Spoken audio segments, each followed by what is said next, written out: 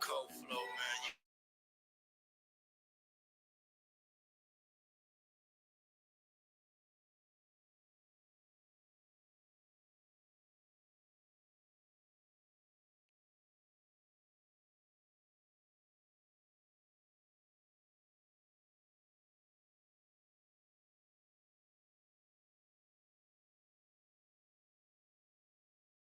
Some adjustments, a lot of shit I just could not accept it. Never look for no one for acceptance. I took a loss cause I got involved with my homie told me don't leave it alone. I told him I gotta address this. Cause niggas be tweaking, taking your kindness for weakness. But they fine cause I stay on the ground. While they on the decline, my numbers increase. I'm decent. On a whole different level completely. They can try all they want to defeat me. I'm blessed by the best and that weapon can reach me. Yeah, that I'ma be straight at the end of the day. Even if I really don't know the way, I ain't walking by sight, but I'm walking by faith. Yeah, and it seemed like so many had something to say. I started to listen, then I was like, wait, I didn't hear your voice, I was locking them gates. Not at all, I was down and out, you could've got involved. But now I'm balling out my money through the wall, making major deals through a conference call. And you at a stall, the best do not come from me to y'all. Need to check if I see that my name involved. I'm so high and they wait on this plane to fall. Church. Yeah, Cole. They don't know what we do, man. Guess gotta tell them. Fuck it. We Megatrons, now let that dine on you. When you dine, they want you more. Rest and poor, crying on you. They said they slide for you, cause they got a spot for you. You sure you ready for the heat? I mean, when they talk toward you, that mean it's normal to be mean until they join you. That mean they coming to fire you and won't employ you. Never enjoy you till they withdraw from your bank account. That's something to think about, but you don't think, cause they gotta watch for you. A nice chain, life change, pretty yachts for you. The top spoil you, got so many pretty thoughts for you. The critics cricket when you winning, but paparazzi waiting. Your downfall to make you not as famous is not a statement. You dying famous and broke, the butter the joke. The love gone is up with the smoke.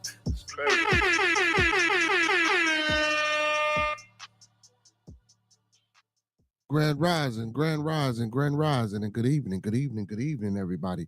Welcome to Bearded Tabernacle. Welcome to Bearded Tabernacle, man. You know, where we dive and get into a little bit of theology and, you know what I'm saying, different religious subjects and topics. And, you know, after that, we get into the second half of the show where Pastor Pimpin and Archbishop Keith Dollars Flowing come in and, they talk to the people. Hey, but man, first and foremost, y'all know what it is, man. Like I like to start every show, man. Let's keep everybody in our thoughts, prayers, views, and meditations. Let's keep everyone in our thoughts, our prayers, our views, and meditations. One last time, let's keep everyone in our thoughts, our prayers, our views, and meditations. As people we come in contact with on a day-to-day basis, people record you with, our families, our extended families, more especially our Bearded Conversation, our Bearded Studios, our Bad TV, and our Bearded Tabernacle family. You know what I'm saying? And don't forget, y'all, to master those 5 key components of life, man. That's love, peace, respect, motivation, and inspiration. That's love, peace, respect, motivation, and inspiration. One last time, that's love, peace, respect, motivation, and inspiration. And we're going to eat 40 that thing, man, and sprinkle a little support on top of it. Because a little support go a long, long way, y'all. If you don't believe me, try it out, man. Hey, man, big ups to my co-host, man. They ain't in the building tonight, you know what I'm saying? Big ups to Roscoe P, L Boogie, Cito Boy, and you know what I'm saying? My co-host with the most is my little one, AJ, man. Y'all know what it is, man. Before we get started, let me do this before we get started. Man, listen, check it out. The thoughts, views, and opinions of Bearded Conversations are the thoughts, views, and opinions of Bearded Tabernacle are the thoughts, views, and opinions of me right now. Again, the thoughts, views, and opinions of Bearded Tabernacle are the thoughts, views, and opinions of me right now. I don't mean to hurt, harm, or to offend. I don't mean to hurt, harm, or to offend. This video stream is for informational, educational, and edutainment purposes only. Once again, this video stream is for informational, educational, and edutainment purposes only. With the undertone and underline on edutainment, so I emphasize and stress edutainment. We don't want you to take any advice given or anything shown on this video stream for face value without consulting the proper professional that suits your specific needs. Please do your due diligence. Please do your vet work. Please do your research. And please get that second, third, fourth, fifth, and sixth opinion, because we don't want you going out here robbing no banks, starting no revolts, telling your boss what he or she can take how they can turn it sideways and where to put it because we didn't already warned you. You know what I'm saying? Got to put that disclaimer up because people get out here, man, get to running wild and see it. I said this and I taught them that and I showed them this and I showed them that. Man, listen, man, we trying to do it big, man. Listen, hey, everybody that's in the building tonight, man, go ahead, do me a favor, man. Pull your phones out. If you share the stream with 3 more people, tell those 3 more people to share with 3 more people, and tell them 3 people to share with 3 more people, and so on and so forth. And let's get them in the building, man. And don't forget to like, comment, subscribe to the channel, and share the stream, y'all. And when you come in, support, man. And when you come in, support, you can hit that link pinned at the top of the chat and buy your boy a coffee, or you can hit that super chat donation, or you can always hit that cash out, man. Hit that cash out. I'm finna put it up there for y'all in a minute. There you go. It's scrolling at the bottom. So support the stream, family. So past couple of episodes, man, we've been talking about Christianity and Islam, right? We've been going into it, talking about it, having open discussions and dialogue in nature and things like that in nature, you know what I'm saying? In nature of that specific religion, I would guess, I would say. So man, I wanted to switch it up because I did want to get into, some of the scriptures inside of the KJV and also some surahs from the Quran. But we can always go back and get into that. So tonight we're going to try to have a discussion, an open discussion on the Gnosticism. So please, anybody, man, listen, go get your pastors, go get your rabbis, go get your imams, your reverends, your priests, whoever, you know what I'm saying, your grandmama, your Bible thumpers, or if you're just somebody, man, that know a little bit and read and study, man, come on in, man. You're more than welcome to hit that link in the chat. If you think you can add to the discussion, and you want to build, let's build. You know what I'm saying? Please be respectful and have decorum when we come in the building. Again, this is not, so what we do here, this is not a debate. This is not an argument. This is not a test of doctrines or anything of that nature. It's just a way for, the people to get an understanding or just to get a open mind view of the things that we idolize, the things that we honor, the things that we put up on a pedestal. You know what I'm saying? The things that we religiously participate in and actively call it religion. You know what I'm saying? So that's what we like to do for the first half of the show here. So man, without any further ado, we can get right into a little bit. So first, what we're going to do is we can do this. We can start here with the definition. So the definition of agnostic: a person who believes that nothing is known or can be known of existence or nature of God or anything beyond material phenomena. A person who claims neither faith nor disbelief in God.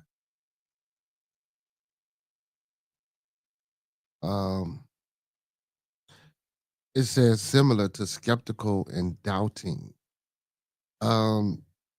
I wouldn't necessarily say skeptical because skepticism. It could be. It could be. You know what? I take that back. It could be.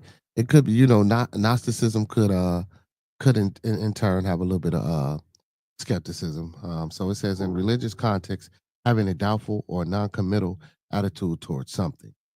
When you have a committed attitude, it's just it ain't towards to what they want you to have it for.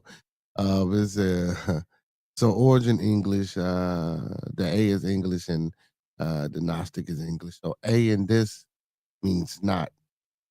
Mm. Okay, I didn't know A means not. I didn't know that. So more details. Oh, and a lot of people like to equate agnosticism with atheism, which is the belief in nothing.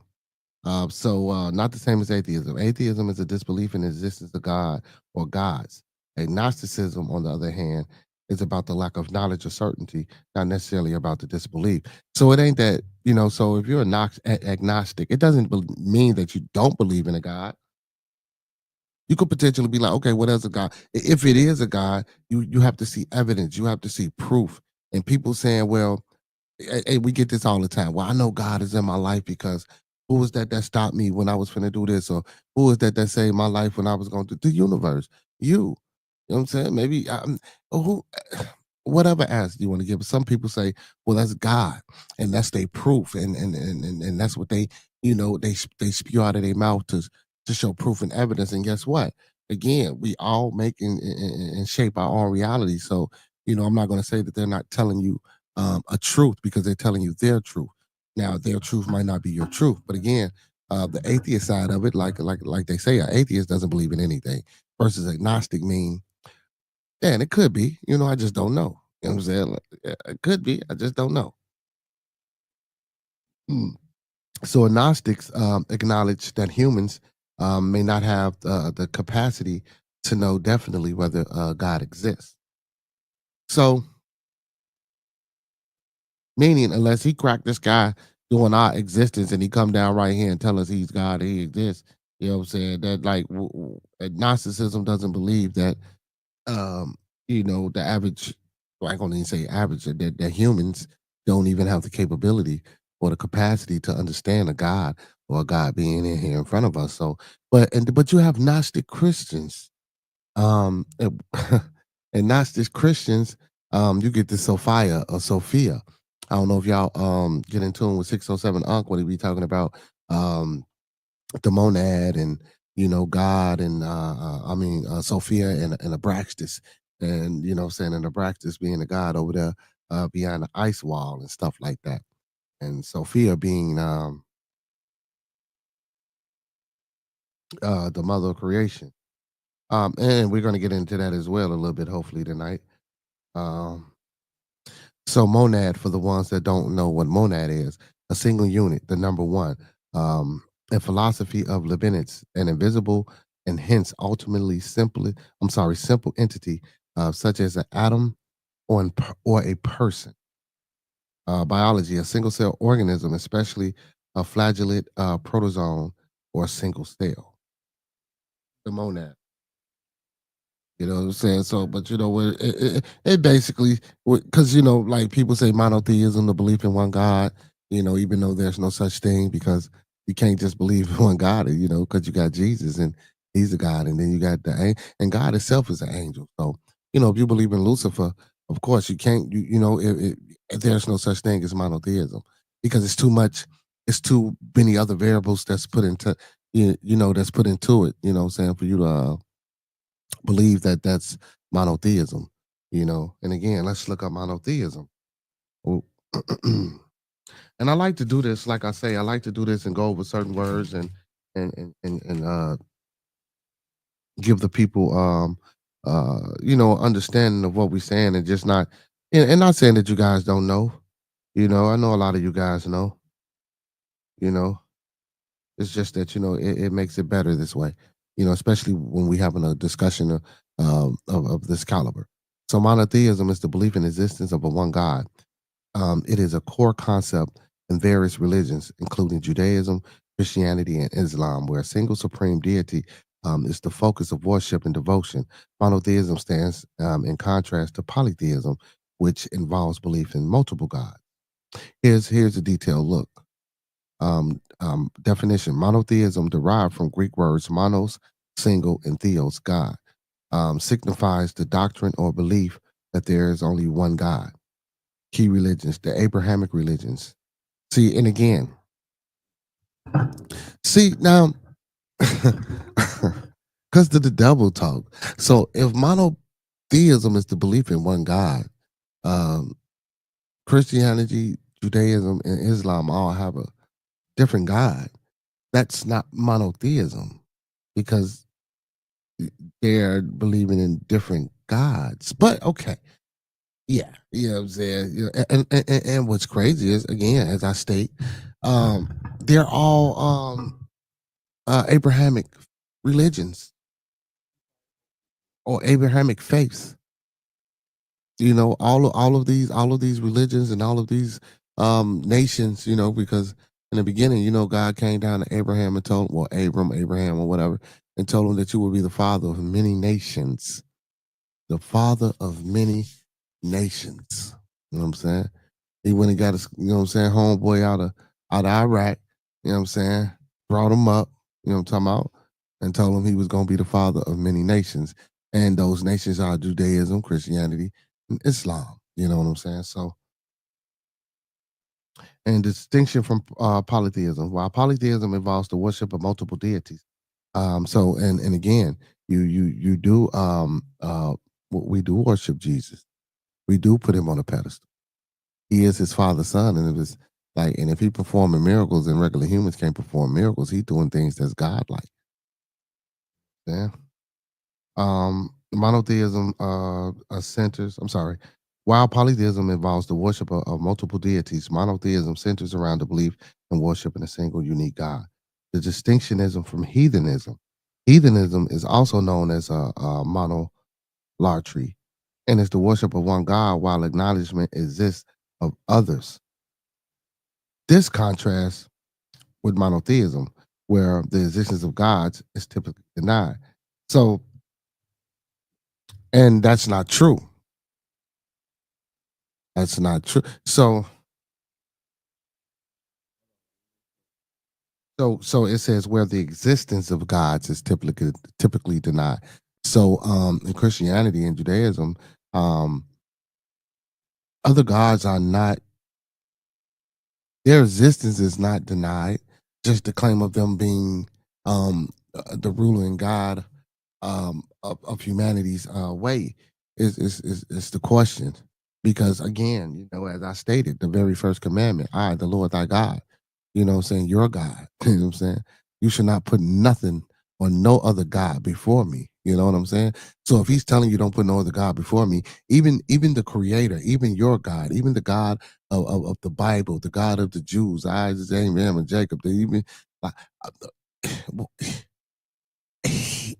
your God, the spirit of that God believes, or the reality of that God, or whatever you want to call it, believes that there are other gods, and he's telling you, or she's telling you, or it's telling you not to put those other gods before it. You know what I'm saying? So we got variations of monotheism. Even within the monotheistic religions, there can be differences in understanding the nature of God, such as Christian concept of the Trinity, Father, Son, and Holy Spirit. Historical context: monotheism is a modern term, but the concept of a single supreme deity has ancient roots, with some scholars suggesting that the ancient Egyptians and Antonism and other traditions predate more widely recognized monotheistic religions.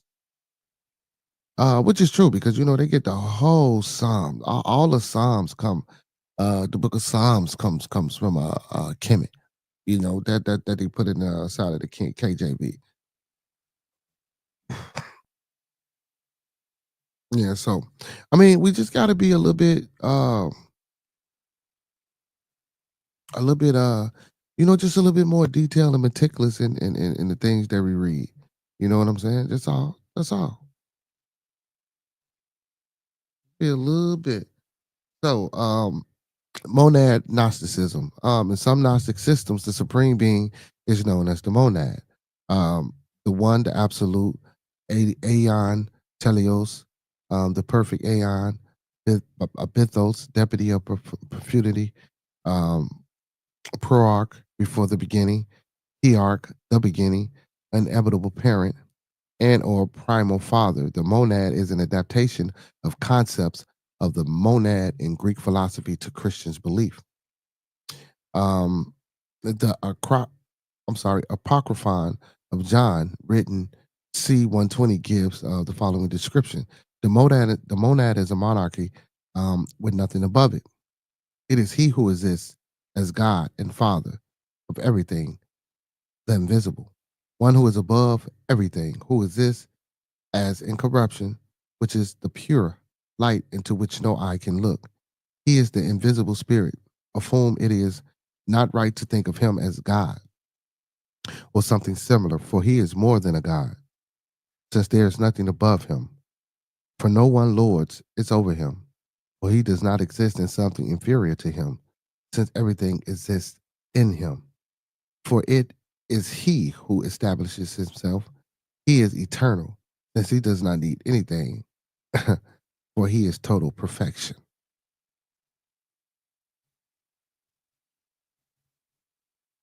The term monad comes from the Greek feminine noun monos, one unit, where the ending s is the nominative form resolves to the ending d, declension. Prominent early Christian Gnostics like Valentinus Valentinus uh, taught that the monad is a high source of pleroma, a region of light constituting the fullness of God of the Godhead. Through the process of emanation, various divine entities and realms emerge from the one. Arranged hierarchically, they become progressively degraded due to their remoteness from the Father. The various emanations of the one, totaling 30 in number or 365 according to the Belisades, are called aeons or aeons. Among them is Jesus, who resides close to the Father, and the lords of the emanation, Sophia, wisdom, whose fall results in creation of the material world.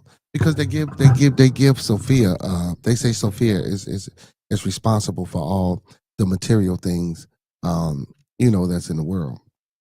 So I guess she would have given birth to Tubal Cain, because Tubal Cain is the first person in Genesis in the Bible that can bend metal, and like, what would they call them? What is it? Blacksmith. Yeah, blacksmith. I think it is. And then I forgot the lady name, and she was the first to sew and weave and make clothes or garments or blank or whatever the case may be.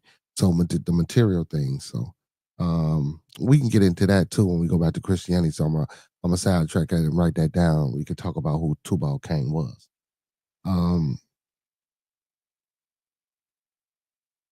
So where did I get? Okay, so according to Theodore's Book of Heresies,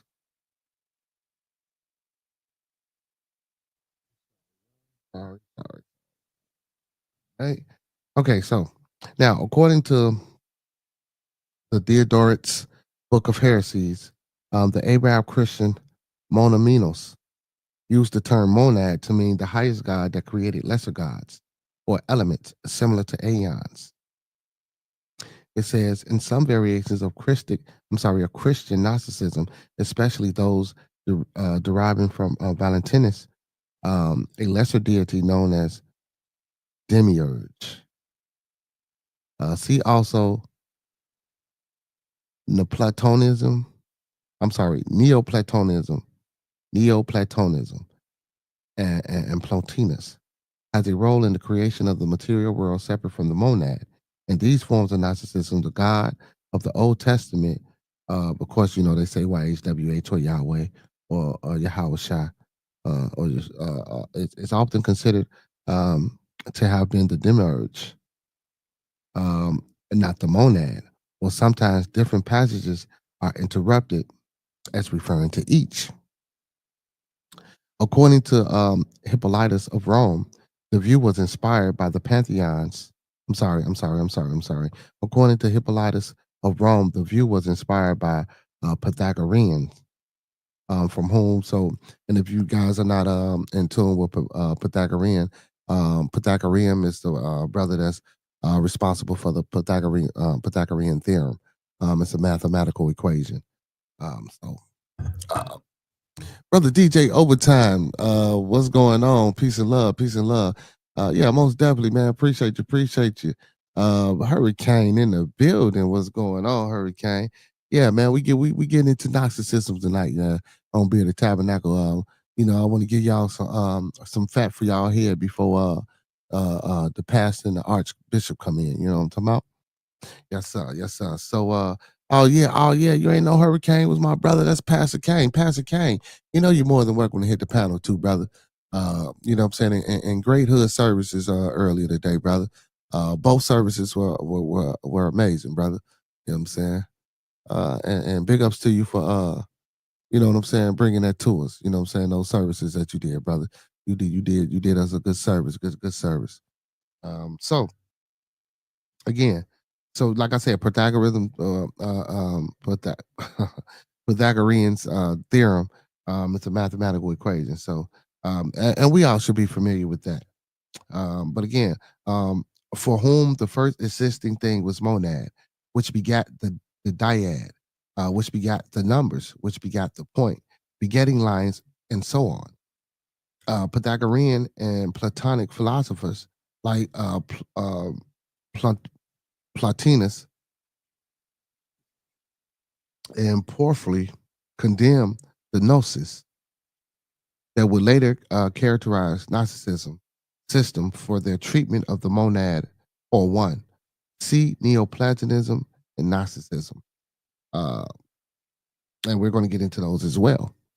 Um, for a long time, legend persisted that a young man by the name of Epiphanes, or Epiphanes, however you want to pronounce it, Epiphanes, who died at the age of 17, was the leader of the monadic Gnosticism. However, scholars think the legend may have come from misunderstanding the Greek word Epiphanes, which may have been mistaken as a person's, as a personal name in the text, when in fact the Greek meaning distinguished as in distinguished teacher.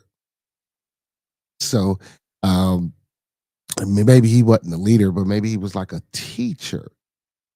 You know what I'm saying? Of it. You know what I'm saying? Which is the same damn difference. Well, I ain't gonna say that because he might not have been the leader. You know what I'm saying? You just never know. So, and agnosticism and Gnosticism are two different things too. So one has an A, and the other one don't have an A, right? So check it out. Agnosticism with the A is the idea or philosophy that something such as a deity cannot or should not be known. Agnosticism is the idea or philosophy that something such as a deity cannot or should not be known. Meaning, basically we shouldn't even be trying to figure out who or what's going. You know what I'm saying? What our creator. But again, as we develop and as we evolve, and as we try to become these level 3 and 4 beings through transmutation or transformations, um, we get higher and higher and higher and higher in understanding and intellect. You know,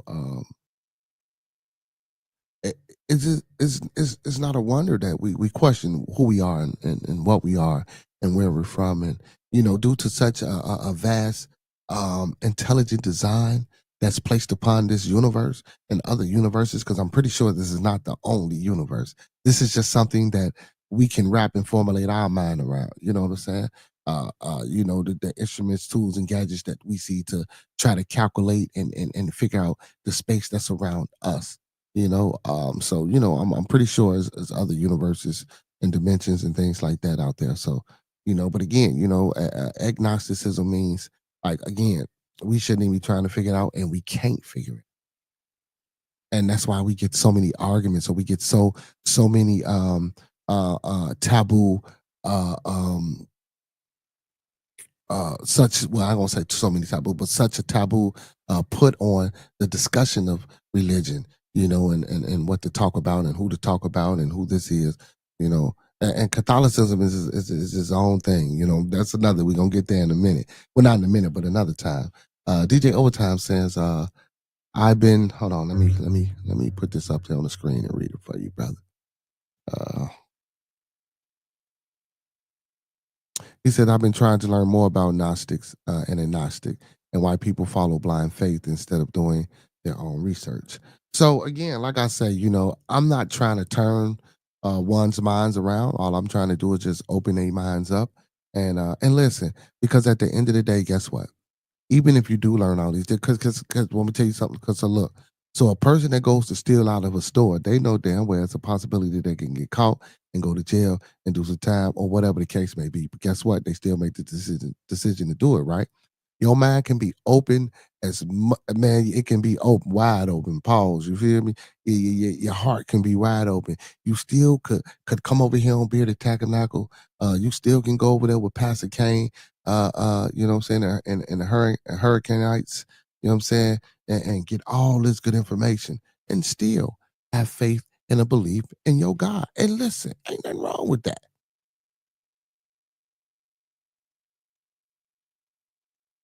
But the question I asked on a previous episode, Brother DJ, I asked the people, if you really knew what we were doing and where it comes from, would you still do it? And I didn't really get a big response, but I already know they would.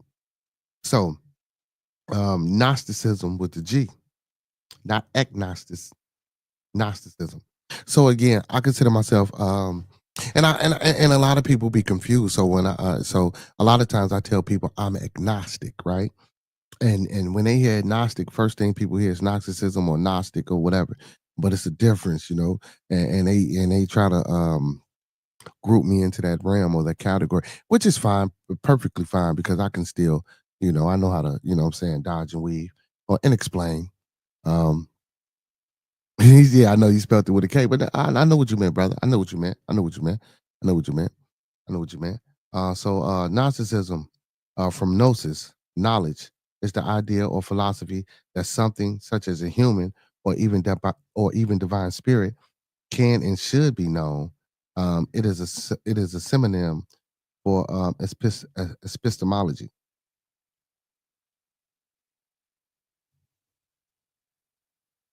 So that's why you get the Christian Gnostic. So basically, is that, and ain't nothing wrong with that, because and again, this is like we were just talking about. Like it's such an intelligent design put out there. The sun is in the sky. This so-called moon or machine or whatever it is in the sky. The gravitational pull that we have. The debate between the flat earth and the round earth, and why the water don't fly off of here if it's a ball that's spinning so fast. And listen, what even if you try to explain it with science, explain it away with a God, it's still an intelligent design that we really don't have any idea or clue about it. So Gnosticism is saying that, look, something had to do this greater than us. Something greater than us had to present this, or had to bring this to whoever they brought it to, or whatever they brought it to, in order for it to exist and happen and to run. We see the sun every morning. We awake to the sun every morning. Our penis is erect every morning as a male. You know what I'm saying? That's a sign. That's a symbol. That's what the obelisk is. The obelisk is a representation of a penis erecting. So an obelisk is also a commission. I'm like a totem pole. That's where the natives get their totem pole from. That's actually the first original totem, if you want to call it, even though it's not called a totem. You know what I'm saying? But comparison. So I was just giving a comparison. These, and listen again, don't take anything that I say for face value. Don't get me wrong. I'm doing a lot of Google right now, but I got a lot of and I'm looking at the damn bin and just ain't opening up and pull the books out.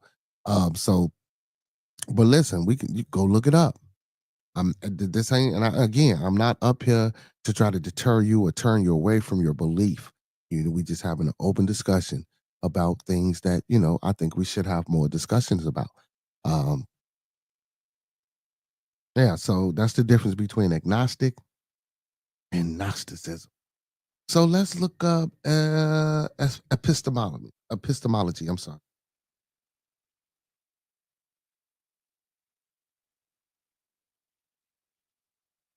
Epistemology. Epistemology, the theory of knowledge, especially with regards to its methods, validity, and the scope of epistemology, is the investigation of what distinguishes justified belief from opinion. So epistemology basically is science, because that's what we use. That's our observation, and we do experiments and yada yada, this, that, and the third. But I wonder if there's a such thing as a divine epistemology.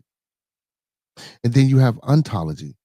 So epistemology and ontology are distinct yet yet interconnect branches of philosophy.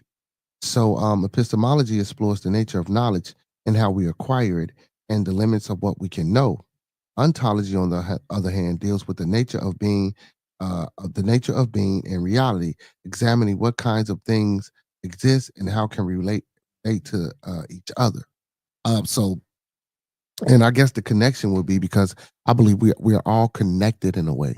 I said long time ago on one of my shows, man. I believe that if there is such a divine heavenly creator, and I'm not going to give it a sex, if it's a spirit, if it's energy, that divine creator, we are all extensions and appendages of this divine entity that's having an experience, that's having an experience on its creation.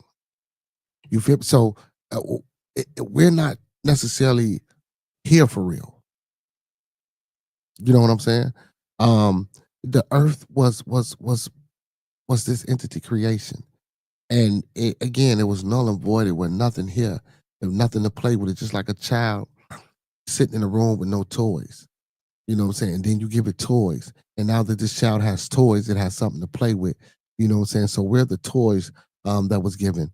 And now, that's why I say we are all external appendages of this creator to experience, because maybe this being can't come down here, or maybe this entity or spirit or creator can't come down here and touch upon the earthly realm, or ground that we're on. That's why we were made to do that for him, so he can experience what water is, so he can experience, or she can experience what air is, so he or she can experience what it's like to physically touch, and emotions, and cry, and death.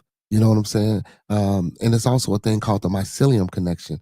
Which all the earth is connected through. You know what I'm saying? The mycelium connection, the bonds, the electricity, the flow. You know what I'm saying? Also, how Africa is the only continent that's rooted to the oceanic floor. You know what I'm saying? And how most of the temples and places are built over there, but they like to say, Egypt, the real Egypt is here in America. A Mexum, you know what I'm saying? And now Al Kebulon. I believe if that was the case, you know what I'm saying? It would be more historical findings here than there would be there. But again, we so heavily populated and controlled over here in the Mexum or America, as you guys know. Um, I don't know if they'll do too much digging on their own soil to even find out some extra truths. You know what I'm saying? Especially if you're trying to control a narrative. If you want to, and I'm not saying that that's what they're. Of course, we know that's what they're doing, but I don't know if they're doing it for on that front. As far as to try to wake the people with this religious thing, or this my goodness, theology thing that we're talking about over here. Miss Vonda, the queen, is in the building, man. Make sure y'all say what's up to the queen. Make sure y'all speak to the queen. DJ says, he said that's the weird part. Even the creator has to follow rules to enter this realm too. See, and a lot of people. So I'm glad you caught that, DJ. Mhm. I'm glad you caught that, DJ. Like that was small and simple, and I wasn't necessarily saying that. I mean, that's true, but I wasn't necessarily saying that the creator had to follow some rules to enter this realm. But I'm glad you caught that, because it does. You know what I'm saying? It just can't come down here. And then if you notice, even in the Bible, when it comes, or when that spirit comes, it always puts itself inside of the body. It always it gives itself a host, to function down here. Because I believe if it came without that host, it wouldn't be able to function. Why is that? For such an all-powerful, annoying being. You know what I'm saying? I mean, that's the truth. Okay. Um, Epistemology. Focus, knowledge, justification, belief, and truth. What is knowledge? How do you acquire knowledge? Well, what are the sources of knowledge? Reason, experiences. What are the limits of knowledge? Example: knowledge is justified true belief. What is the difference between knowledge and opinion? We talked about that as well. Justification, belief, truth, certainty, rationalism, and empiricism. Empirism. Ontology. Focus, being, existence, reality, and categories of being. Key question: what is the nature of reality? What kinds of things exist? how things relate to each other. What are the fundamental categories of being? Example, is there an objective reality independent of our minds? What is the difference between physical object and mental concepts? Related concepts, realism, idealism, materialism, universal, and particulars. Relationship. Epistemology and ontology are closely intertwined. Our understanding of what is real ontology can influence how we can think about knowledge and how can we acquire it. Epistemology. So you can't have one basically without the other. So- see, and that's why earlier, and this is what I want to get to the point to when we were talking when I started off about talking about monotheism and the belief in the one God. There's no such thing in a belief in one God when your God in His very first commandment. Your God in its very first commandment did not deny the existence of other gods. It told you that you could not put forth on a pedestal these other gods before you. So if that creator or your God, as you call it, is telling you that other gods or other beings or other deities exist, hey, hold on. And before we even get there, so if we had a system of polytheism, which is the belief in multiple gods, how the hell can you say that there ain't no other gods? If for centuries, and don't get me wrong, they try to accredit it. I can't keep. Is it Akhenaten? Mm, mm, mm, mm. I want to say Akhenaten or Tuck. I want to say Akhenaten, who's responsible. Matter of fact, do, do, do, do, do, do. Who was responsible for the monotheism concept in Egypt? Because before any monotheism was even thought about across the world, it started there first. Because again, if you want to go throughout the history, like I say, Germania, when we get the Vikings and the Norse mythology and Odin, that's where they got God from, Odin. What I'm saying, and Frida, what I'm saying, from Norse mythology. And I don't want to call it mythology. Well, we calling it mythology now when all this shit should be called mythology. And no disrespect to anybody who believes, what I'm saying. And I appreciate you for falling in and sitting here and taking the time out to conversating and just have an open mind with your boy. You know, he said, I used to assume the other gods were not real. Was it Amin? No, it wasn't Amin Ra. I think it was Akhenaten. I'm finna get to it. Hold on. Let me see who was for.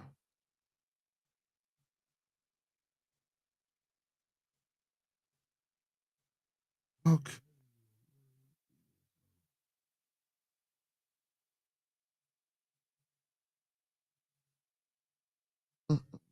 Yeah, I was right. Akhenaten. Yeah, Akhenaten. I mean, I didn't want to second guess myself, but I wanted to make sure that I was correct. We got Pastor Kane in the building, y'all. So Akhenaten, Egyptian pharaoh, or Nasut. The proper term for a pharaoh is Nasut. Again, pharaoh is a Greek term. So Akhenaten, the Egyptian Nasut or pharaoh, introduced the concept of Atonism, a form of monotheism, during his reign in the 14th century BCE. He shifted the focus of the worship from traditional polytheistic deities to a single sun god, Aten. And a lot of people, so Aten was the sun god, not Amen Ra. Ra means to uplift. Um, the actual root Ra means to uplift. That's why I say everybody is a racist. So it's the study of and it's to uplift. So you uplifting the study of your people. But anyway, that's another subject. So Aten, while not identical, latter monotheistic religions, Akhenaten's Atonism represents a significant departure from the established religious norms of the time. What's going on, brother? Pastor Hurricane, how you feel tonight, brother? Chilling. I had to stop through, say what up. You know what I'm saying? Like thank you for coming through. And I know that you was gonna have a good topic. So I always like let me come through, see what's popping. You're talking about the Gnostics and agnostics, so people can know the difference because people don't know the difference. I'm glad you're breaking it down for them. Yeah, thank you, bro. Good job. And see, and in the breakdown, and people like, well, I haven't heard anything about a Gnostic. See, so but when you get into so epistemology, ontology, and all these things are part of Gnosticism. So, but let's get back to that topic because I know a lot of because I'm going everywhere. That's why I like to break things down and go through definitions because guess what? Even though I be on for 2 or maybe 4 hours tops, that's still not enough time to dibble and dab and because this is a lot of information. This is a lot of stuff to get into. You know what I'm saying? And I just want people to open their minds and hearts and man, pick up some books, do some study, and do some research. I ain't saying don't do it, but well, don't believe or don't have the faith, but just learn about this stuff, man. We grew up with this shit beat on us, Pastor Kane, and not understanding or realizing where this shit come from. Our parents grew up with this shit beat into them. Their parents grew up with this shit beat into them. You know what I'm saying? Like we just don't know, and we follow blindly of faith of some shit that could not be good for us. That's Exactly. you know what I'm saying. That's just what it is. Facts. Oh. Uh, and I hate to say it like that, but it's the truth. You know what I'm saying? It's the truth. So Gnosticism, y'all, was a diverse religious and philosophical movement. See, now listen.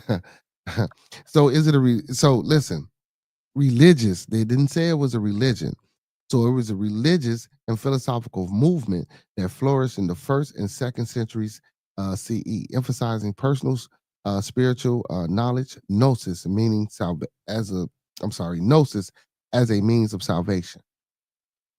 Gnostics believe in the material world was created by an imperfect being. Listen to this. Gnostics believe the material world was created by an imperfect being, distinct from the rule, transcended God, and that the salvation involved freeing the divine spark from the material realm. This is often involved in a dualistic worldview, seeing the material world as evil and the spiritual realm as good, which it might be flip-flop, but duality, the yin and the yang. See, this is why another thing, this is why I like to do these things, because then when you have the Chinese who believe in the yin and the yang, see, the duality, it's ain't nothing new under the sun, man. You just in a different part of region of the world and you doing it in a different way because that's your tradition and your culture, but it still means the same damn thing. And we fight and killing each other and we scared to have these conversations. And plus, it's like as above, so below, on earth as it is in heaven. So what's going on down here is definitely going on up there. Why do niggas up there got weapons?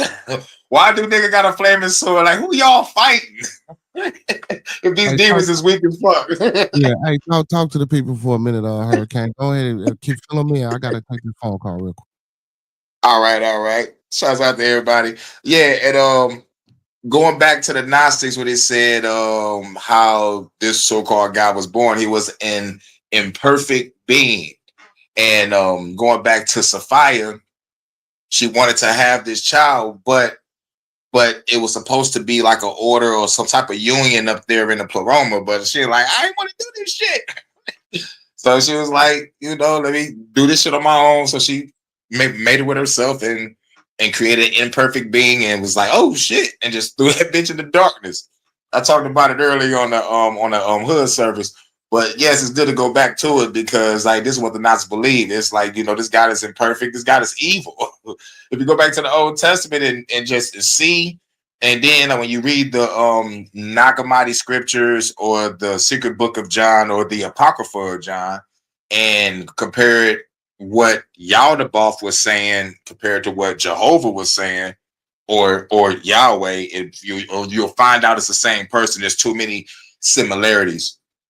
But yeah, definitely. I love the Gnostic scripts. I love the Gnostic scripts because I got it to the book of Enoch, got it to the book of Raziel, the book of Jasher, the book of Thomas, the book of Maccabees, the book of the 12 tribes. Even the 12 tribes have their own book. It's crazy. It's short books, but like they have their own. And the book of Adam and Eve is pretty crazy. And plus, another reason why they didn't want to put these Gnostic scripts inside the Bible because the angels are not as holy as we want them to be. These angels, if the book of Adam and Eve is real, they came down here and essayed Eve So yeah, these angels ain't nothing. You know what I'm saying? They're no better than demons. And they call the demons the bad guys. But these angels down here doing the essay attacks on motherfucking Eve and shit. And don't get me started on the other gods of other pantheons that was posing as people's husbands and smashing wives and having demigod kids and shit. Zeus was a motherfucker. Odin was too, man, but Zeus, there's a lot of stories on that motherfucker. But yeah. And plus, going back to don't say nothing about God, you're gonna get struck by lightning. They got that shit from Zeus. It was like, yo, nigga, don't say shit about Zeus, he gonna blast your ass with a lightning bolt. If he was real, then that shit was going down. I'm like, yo, nigga, I ain't about to say shit about Zeus. Yeah, but but listen, you know, all them stories and battles and wars about battles in space and in heaven. You know what I'm saying? Who was Zeus? Right. Mm. Who was Shiva? You know, like Shiva was the god of destruction. And I'm like, this was a powerful motherfucker. I heard about Rudra, Indra. You got some dragon gods over there in China and Japan, like goddamn dragons and shit. Like, spiritual gangbanging going on. Well, you know, they say them dragons, it say last night I went to change my avatar on StreamYard, they logged me out. Man, I don't know why I did that, brother, because we was looking for you. We had a time last night, brother, but you know what I'm saying, you back in the building tonight, so let's get it. Big shout out to DJ Overtime. So DJ? I don't know if you know who 607 Unc is, don't you? Yeah, oh yeah, that was the one that he admitted to sacrificing his son. So you know he always talk about Abraxas and Sophia and the monad, like I spoke of earlier. So Sophia, y'all. Sophia, wisdom, Coptic. There go the word Coptic again. So Coptic also comes from the continent of Al-Kebalan. It's also a religion that the Moors, like I was trying to tell Uncle P, is a religion that the Moors started. But anyway, Coptic, it is a figure along with knowledge.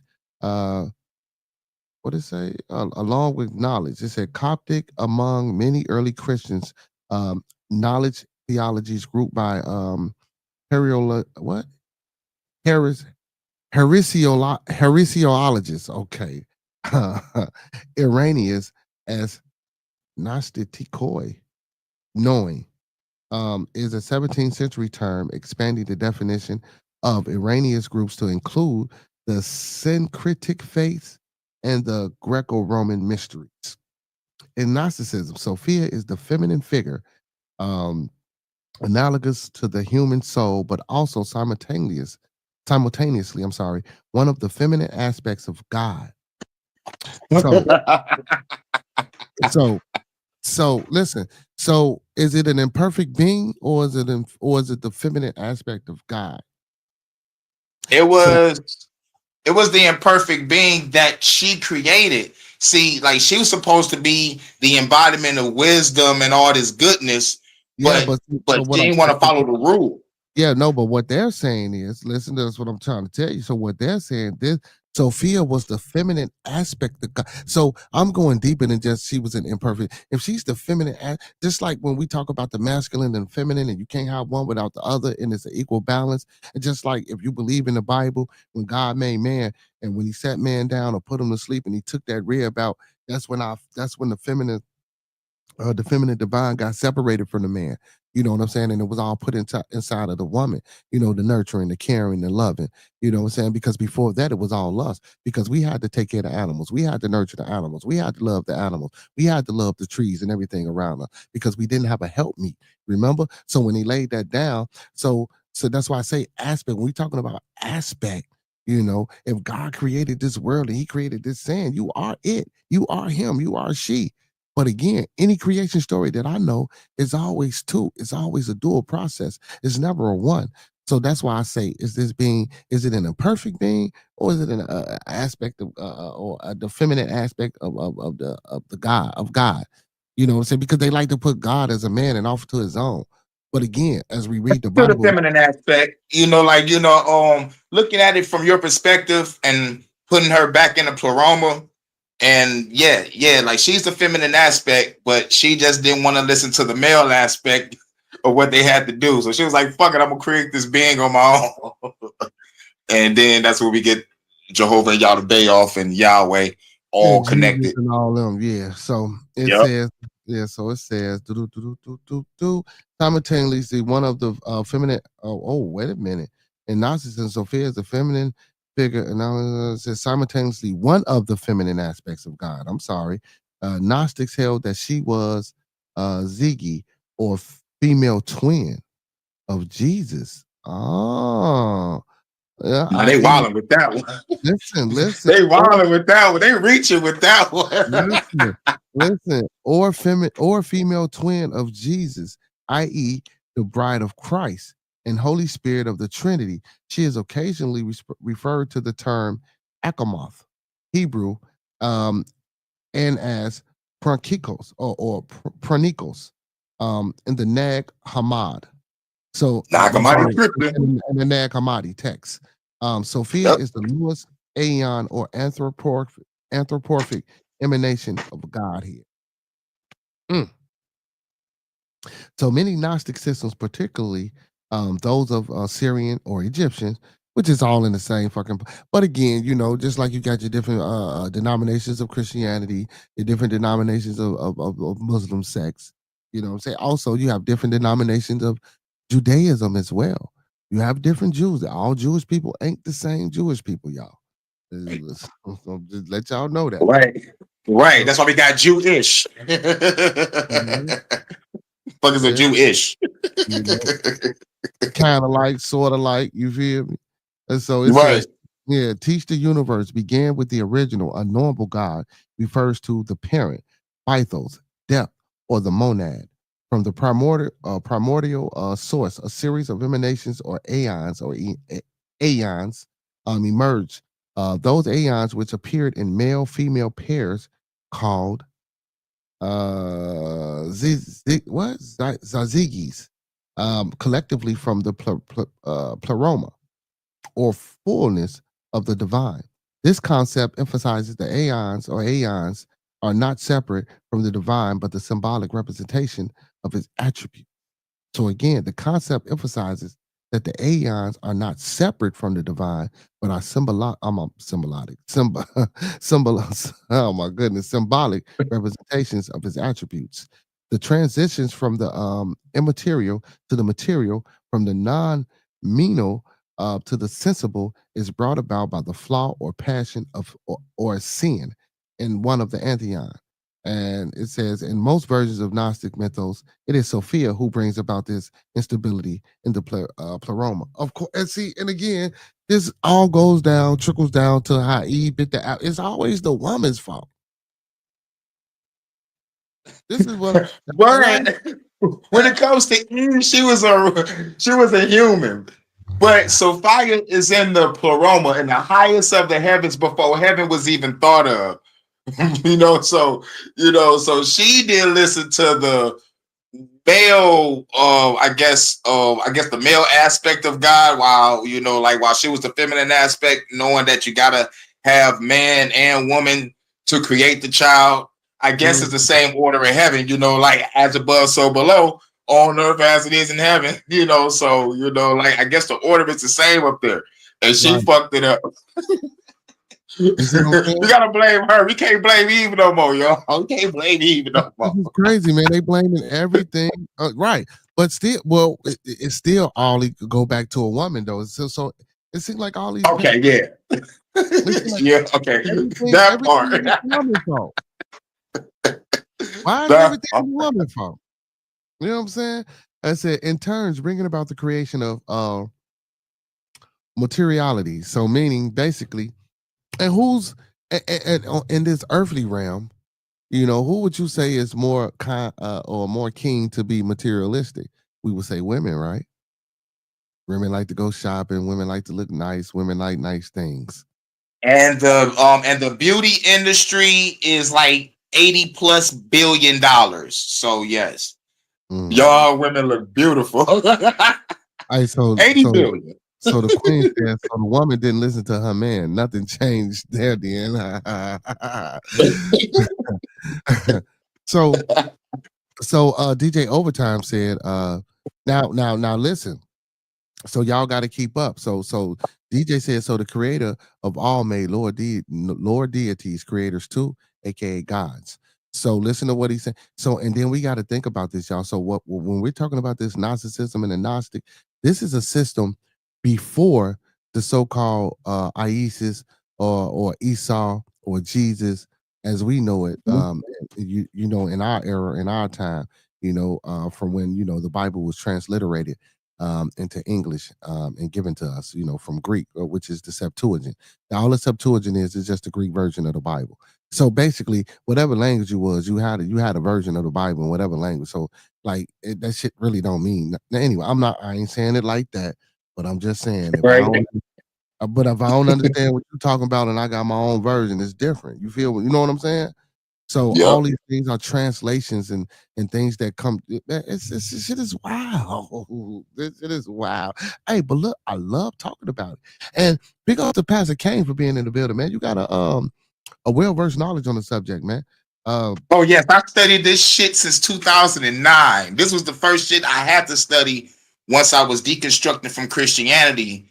And I was like, all right, let me read the Bible first. It was too Mhm, many puzzles, mysteries, riddles, contradictions, metaphors, symbolisms, parables, numerology, and a splash of spirituality. But the holes in the story, I had to find it because like that's what was bugging me. So like when I found out about the Dead Sea Scrolls, that's when I got into the Apocrypha of John or the Secret Book of John mhm, and the Book of Raziel and the Book of Enoch and the mhm. Jasher and the Maccabees. I was like, oh yeah, all the holes is filled.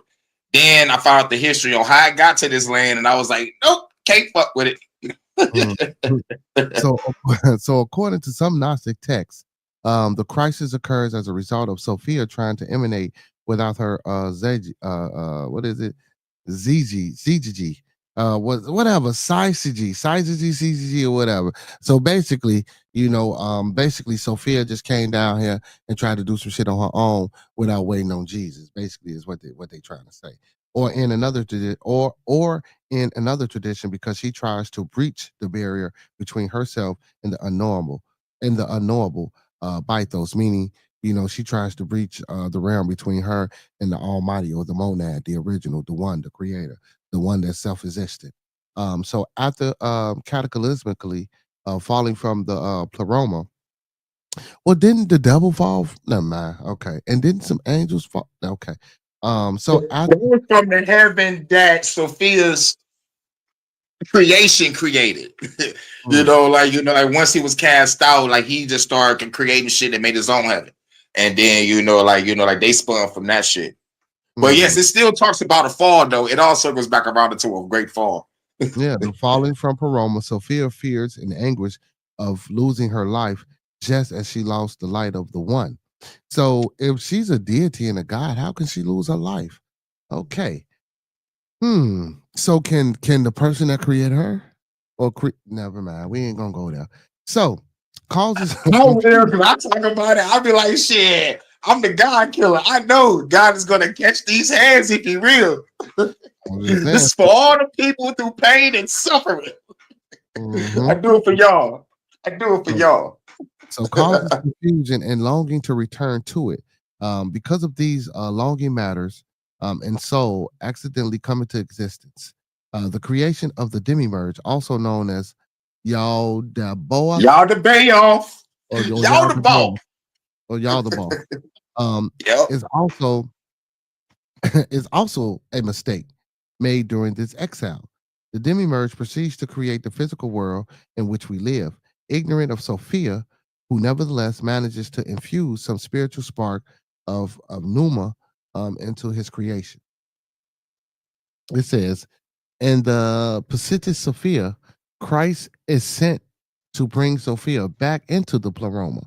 Christ enables her to again see the light, bringing her knowledge of the Spirit. Christ is then sent to earth in the form of a man, Jesus, to give men the gnosis, the knowledge needed to rescue themselves from the physical world and return to the spiritual world. For the Gnostics, the drama of redemption of Sophia through Christ or the Logos is the central drama of the universe. And Sophia resides in all humans as a divine spark. Hmm. Yep. So what's your take on all that? What do Yeah. you think? It was like, when I read it, I had to read it like 2 or 3 times. Like when she, like she's supposed to be wisdom and shit, like a high being, and she gave us the divine spark. But what still got me confused is this Christ situation. It makes me think that, like it got to be two different versions of the Christ, because how can she be the great mother and she birthed the father of the so-called fucking Christ? So it's like it have to be another Christ inside of Pleroma, and they had to come down in the form of a man just to give knowledge, not to motherfucker do magic tricks and motherfucking die. Like it had to been somebody else, like with the same type of figure, So like that's why we read when you read the secret book of John, some guy named Bordello or some shit talks to John and tell him that Jesus figure is a false. He's a fake. You know what I'm saying? So like he told him all the shit. You gotta read the secret book of John. But like, yeah, it's like yes, we got the spark, but I think like it's because like she, let's just say, what's that fucking what the fuck is that word? She came to a realization of what she did was wrong. Like I was about to say post nut clarity, but like she, she came to the realization, oh shit, I'm fucked up. Let me motherfucker get a spark of life to these humans so they can motherfucker like learn some gnosis and get the hell about this fucking planet. See, well, learning the gnosis is just like, when we supposedly bit that apple, the tree of knowledge, right? That could be a nice connection. I think some people probably connected it, but like that's a great fucking perspective, because like right after they bit the tree of knowledge of good and evil, like they knew, and then the fucking angels was all scared and shit. Like, yo, God, this motherfuckers bit the fruit and they're just like us. So it's like, yo, just saying that is like it shows how scared they is. But how can y'all be scared if y'all all powerful celestial entities? Unless y'all power is limited when y'all come down to this realm. But there's still miracles and shit still happening, the fucking plagues and shit, and motherfucking angels blowing up Sodom and Gomorrah. So it's like, yo, it's like y'all still got power, but like y'all limited when to use it. I'm not really sure what's going on. But the spark of Sophia is supposed to give us power that's beyond these angels and false gods and deities and entities or whatever. And I guess it's like through that motherfucking knowledge itself, and I guess through meditation, and we can unlock our power, because we can look all around the world and see motherfuckers air bending, water bending, fire bending, earth bending. So it's like, yo, we got the power. We just gotta, just tap into it and make sure we don't tell nobody. They will make you an experiment. So DJ said, 1/3 of the angels fell. He said, is that us, the people, the fallen angels? So no, we're not the fallen angels. So the fallen angels are the sons of God. And okay. So God is actually an angel too. And I hate the way that they teach it to it like it's a supreme, like it's better than the other. It's an angel as well. All of them are angels. It's just a power structure. You know what I'm saying? It's just like shit. I can get a raise and be God. If you was in that angelic, realm, like you could have got a raise and been God. You know what I'm saying? You could have been. The angelic hierarchy is angels, archangels, powers, principalities, thrones, dominions, cherubim, seraphim, and Elohim. Elohim is supposed to be God, right? Right. And you do your works and you advance and you move up. So actually the angels are supposed to be the sons of God, right? So the sons of God made it with the daughter of men. So now, so to get into what you was saying, he said, aha. So now to get into what you were saying, which is another topic, which is all similar. We have the Anunnaki. Which the Anunnaki would be a similar story, because the sister of Enlil and Enki was the one that split a gene and put it inside herself and was supposedly gave birth to the first man, Adamu or Adapa, which is Adam. You know what I'm saying? And that story kind of coincides with, or a little bit of what, you know what I'm saying, Gnosticism is. Now, when we get into the Anunnaki is supersedes and predates. Well, I won't say supersede. I would say predates the information of the Gnostics or Gnosticism. Because people don't know, Abraham came from Ur. Ur was modern day Iraq.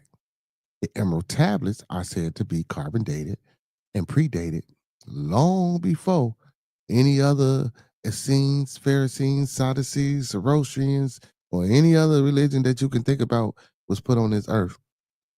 According to them, because it's written, it's written down in stone. They got that, and they got the tablets, and it tells stories of kings who are ruled from Psalm 16,000, Psalm 26,000. You know what I'm saying?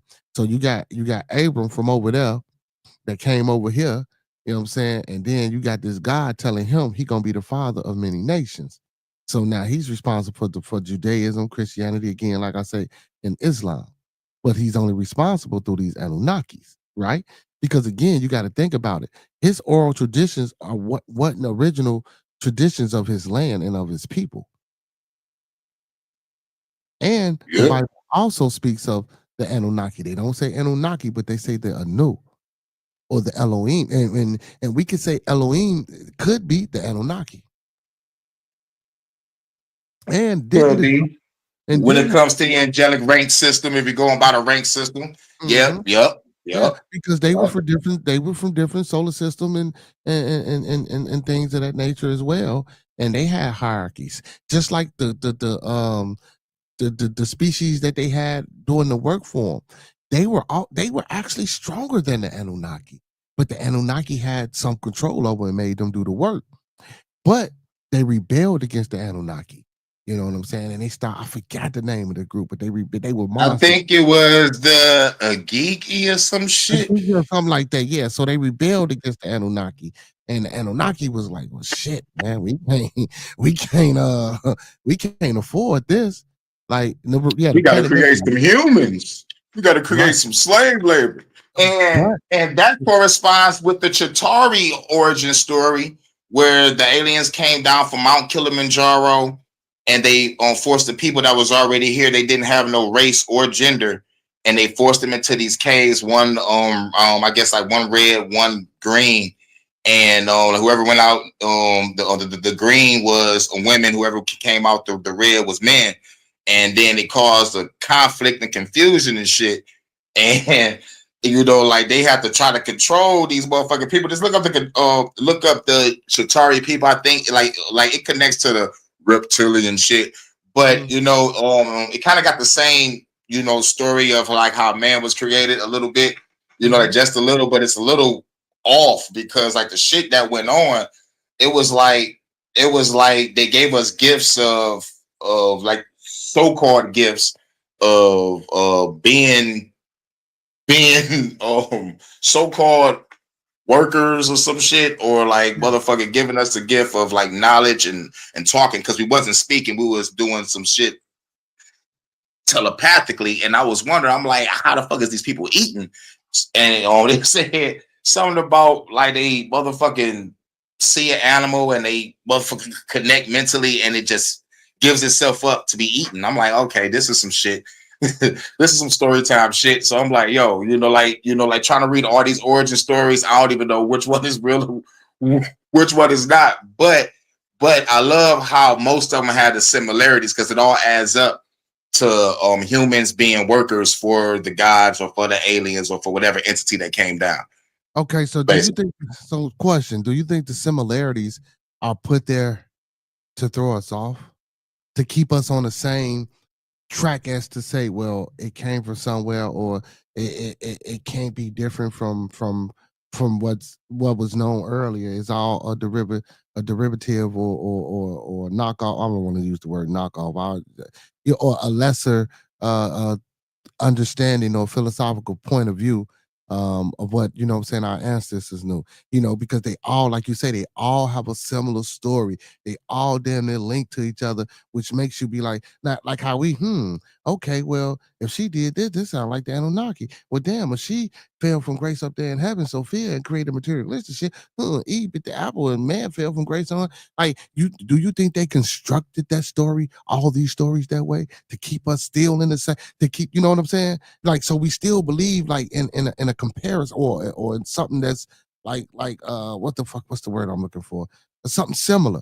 You know what I'm saying? They using similarities, but do you think they did that to try to throw us off so we wouldn't go outside the norm? Yes, I think they did because it's too many. It's like one, we live in an information age, so all this shit is out there. So like, yeah, and plus like, everybody is divided by government and by religion and by personal morals and standards. So yeah, it's definitely keeping people divided, keeping people. Yeah, yeah, definitely. Mm, mm. So the narcissism, again, so basically narcissism, that shit sound like the Anunnakis to me. Yep. Oh, because they believe in some imperfect being that came down and just ruled over people. It's like, yo, God is evil. Right. So you know, I'm just out. like with the Gigi, the race that they had that, you know, rebelled against them, and then so what they did, they created the humans and they separated man and woman, like in little concentration camps, and only time they came out was to work, and then they decided to try to mate them, and they realized that they couldn't mate. You know, you can't. So basically, clones can't mate. You know what I'm saying? It's Right. impossible for a clone to mate or to give birth. You know what I'm saying? So what they did was spliced it with their gene. That's what the sister did, Enlil and Inky's sister. I forgot her name. You know, so she spliced her gene with one of the male you know what I'm saying, gene and impregnated herself. And then once she did that, she did it again. And with both those being, once they raised them up, they started to reproduce them. They brought them together just for reproduction. You know what I'm saying? That before they started putting them to work. And you know, these different beings were different beings. They all wasn't the same being. So you can be an Anunnaki and be a reptile. You could be an Anunnaki and be um a Nordic. You could be an Anunnaki and be, so a Nordic is also a different type of so-called alien species that's supposedly here on Earth. A lot of people say they're over there in them ice walls. You know what I'm saying? But I don't know. You know what I'm saying? That's allegedly. But yeah, so Her name is Ninkarsag. Ninkharsag. Ninkarsag. That was the sister. okay, that's her name. Okay, that's her name. That's her name. That's her name. You know, so yeah, so she did that, man, and created what she created. And like I say, they mated them, and then, you know, hey, we started having children, and we were their slaves, and then they taught us what they knew, and then they took the fuck back off. But supposedly, the reason they even came here in the first place was to mine gold and Yep, that's what I heard. to put back That's what into I the, heard. yeah, to put back into the atmosphere. You And think that shit sound crazy because how the fuck can they put gold into the atmosphere unless they're gonna take it to their planet and vaporize it and make it vapors and shit and make some type of atmospheric cloud or some shit? You know, like what you know, like I don't get it. You know, like it sounds like a story. It sounds like a movie. You know, right. like it's like some shit to put the plot forward. But at the same time, it still talks about us being enslaved, mining for gold and minerals and shit. That's the same shit that happened in the Shatari people. You know, I was just talking about you know, at Mount Kilimanjaro and shit. I think that's Africa or some shit. So like, yeah, you know, like, it's all over the place. Everybody's motherfucking slave race. Yeah, so he says Christ is what he said, Christ is the title given to the exalted one. Yeah, so you know, you got you. So during those times, there were always which they don't teach this either. During those times, there were always two prominent people that were leaders that were kind of doing the same thing. You know what I'm saying? They don't like Barabbas, like the person that was in jail was supposedly a Jewish fanatic. You know, he killed for it. You know what I'm saying? He died for it. That's what he lived for. And his name was Barabbas. And Barabbas means the son of the father. I don't know if you guys know that. Barabbas means the son of the father. So did they actually sacrifice the so and that's another story that I've been hearing because they say, well, you killed Jesus and he's supposed to die for our sins and the world is still fucked up. Well, did they get the right person? Right. Get the right. I'm just saying, Jesus don't mean nothing, man. They had to come up with his name in Hebrew. Yahweh which means son of the son of father, son of man. Now that they came up with some shit later on. When Barabbas is actually a Hebrew name, a Hebrew word, which means the son of the father. You know what I'm saying? Barabbas. You know what I'm talking about? Yup. So, like, I don't know, man. It's just it's amazing, you know. Right. It's And interesting to look up too and study. It's like, oh shit, this is cool shit. it is because the stories in the background, what I'm saying that they give you, and again, all it does it tends to lead you deeper and deeper and deeper down into a hole, and listen, I would advise people go into that hole, dive in, listen, tie a rope around your waist. You know what I'm saying? Make sure no dead ass serious. Make sure you got it secured to something that it ain't gonna break, and make sure you got a trustful person watching what you got it tied to. And once you got all that in place, dive in, and then what you do is you go down a couple of feet a day. You feel me? You go down a couple of feet, you come on back out. You know what I'm saying? And every time you go down, you mark it. You know what I'm saying? So I've been here before. So I got some ways to go. Keep going, keep going, keep going. You know what I'm saying? And Yup. keep putting yourself back on up. Because you just don't want to dive head first because you might bump your motherfucking head and might not wake up. You know what I'm saying? So we don't want you doing that. Because too much information and knowledge, if you ain't got the right type of understanding and brain and energy, can make you go crazy. You feel me? Yup. Yeah, too much information and whether it's the wrong or right information can send you down, what I'm saying, a place where it see, and that's another thing that's so powerful, bro. Information. Information can do so much to you spiritually, mentally, and physically. We just don't know that. We don't understand that. That's why I don't see why people don't like talking about this. If you're ready for it, man, this can really wake you up and put you in a spiritual place where, God damn it, like you say, man, we can unlock these powers like telekinesis. You know what I'm saying? We can unlock, like earlier, what you was talking about, manna. Yup. Was that you that was asking what is manna? Somebody was Well, yeah, asking. yup. Yup Yeah, on my live, yup. yeah, you know what I'm saying? See, we'll be able to tap into what manna is. We'll be able to understand and be able to articulate what manna is. Manna is just a substance, a divine substance that fed the people. You know what I'm saying? And when the people was hungry, they ate manna. When the people couldn't figure something out, they used manna. Manna is used for different and various things. You know what I'm saying? Throughout ancient times, especially in the Bible. He said we live much longer before in ancient times. So when Eve bit the apple, of course, people were living 800 to 1,000 years, but when she bit that apple, they broke it down to 120 years, I believe. So the average lifespan of a human is supposed to be 120, but due to the poison, I'm sorry, due to the other vices that we do and our worldly exploits, what I'm saying, it tend to leave us sometimes to shit only be here for a couple of years, you know what I'm saying, versus a few years, you feel me? Or longer. So, the food that we put in our body, man, what I'm saying, that we ain't properly watching, what I'm saying, all the sweets and all the chemicals that we put in our body, because we don't do no farming and we don't cultivate our own crops and animals. A lot of that shit is weakening us. Um, Also, what I've been hearing lately is the water, because we drink it out of plastic instead of drinking it out of glass. So if you do have water and you're drinking it out of plastic, try to keep it in a dark, cool place. And if it has got too warm, what you need to do is before you drink your water, make sure you spin it. You know what I'm saying? Make sure you shake it up, not shake it, spin it in a circle. You know what I'm saying? Like how you spinning it, like if you were stirring it. You know what I'm saying? Because water is alive. Everything has a conscience. And when you're drinking that dead water out of that plastic, you know what I'm saying? Like you can only imagine what it's shit, eating that dead food, putting that dead carcass inside of your body. You know what I'm talking about? The poison. You feel?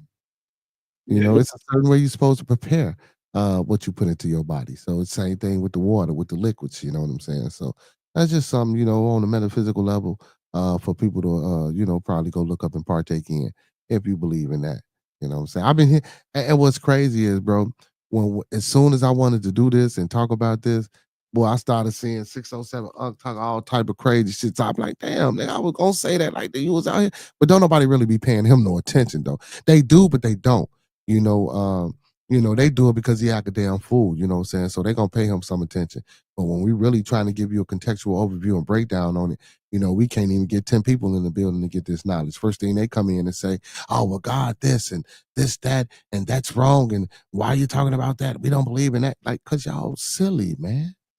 We trying to give you goodness and y'all. And again, this ain't a debate. It ain't an argument. Like, I'm pretty sure Hurricane has his belief just like I have my belief. But guess what? I welcome the brother on the panel. The very first time I did this, brother, I had an atheist on the panel. You know what I'm saying? And listen, it wasn't no contention, and he didn't speak ill-minded of theology or any religious um practices. He was all for it if they was for it. You know what I'm saying? He just wasn't into it. You know what I'm saying? So I don't want people to be scared and shy away from coming in, and having these conversations with us, Pastor Kane, because I believe these are again conversations that need to be had. Yep. So, question. Which do you identify with more, Gnosticism or agnostic? Oh, real talk. I identify with shamanism because it's 50,000 plus years. It's one of the oldest, and plus it's about, it's about unlocking the self. Like I'm reading the book Illumination by Alberto Velardio. It's about the shaman way of healing, and it's about getting over your trials and tribulations, which in their world is called initiations that we have to go through and learn our lessons from to overcome all the craziness and shit. So I'm like, okay, cool. And it talks about the brain. It talks about the 7 deadly sins, which is really the 7 deadly emotions that we all have. We just gotta just overcome it and master. And shit, it's great. I love shamanism. Shamanism and Buddhism is pretty cool because it's all about the self. It ain't really no gods involved. It's just you unlocking you. Yeah. So DJ Overtime they say a worship gene and DNA cap happened about 80 years ago. So yeah, they did say we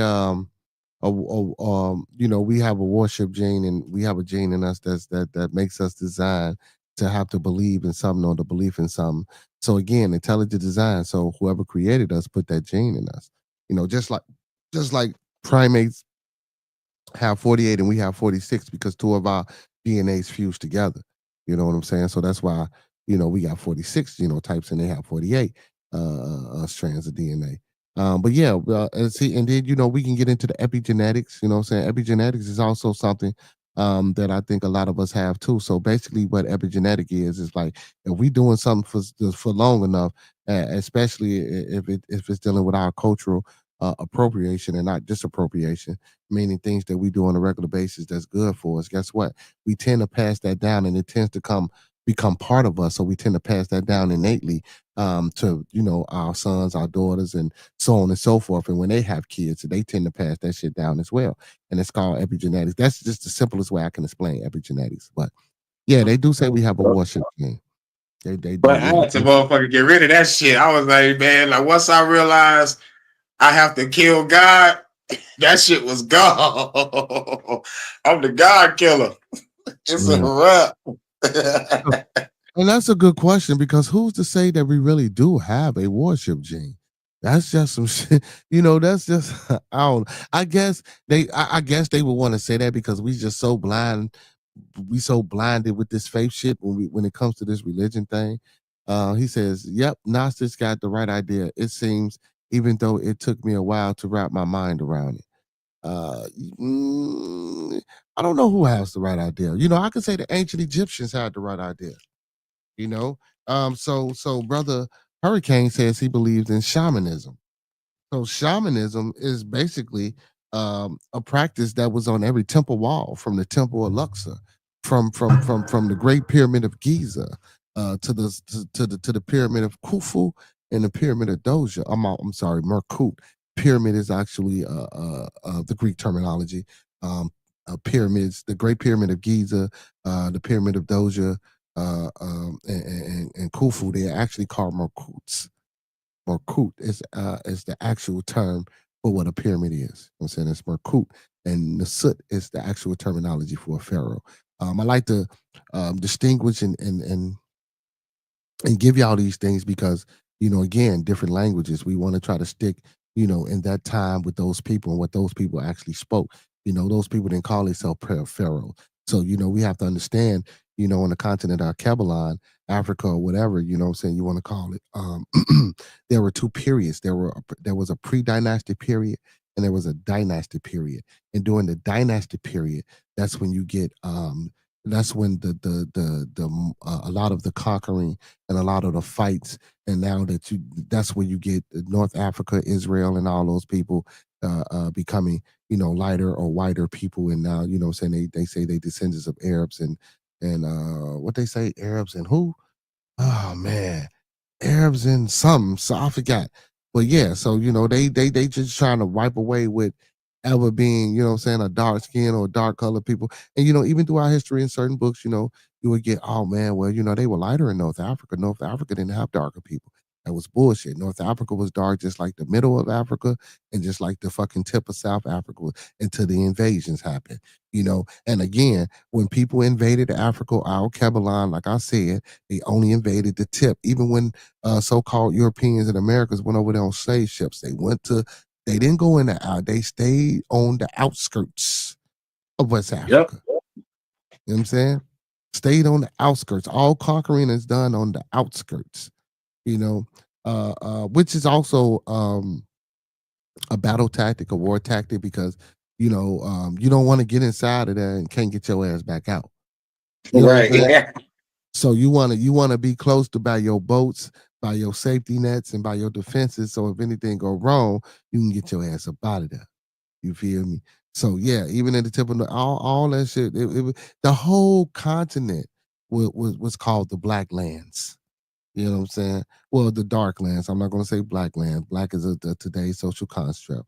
You know what I'm saying? But we know what dark mean. We know what the word dark mean.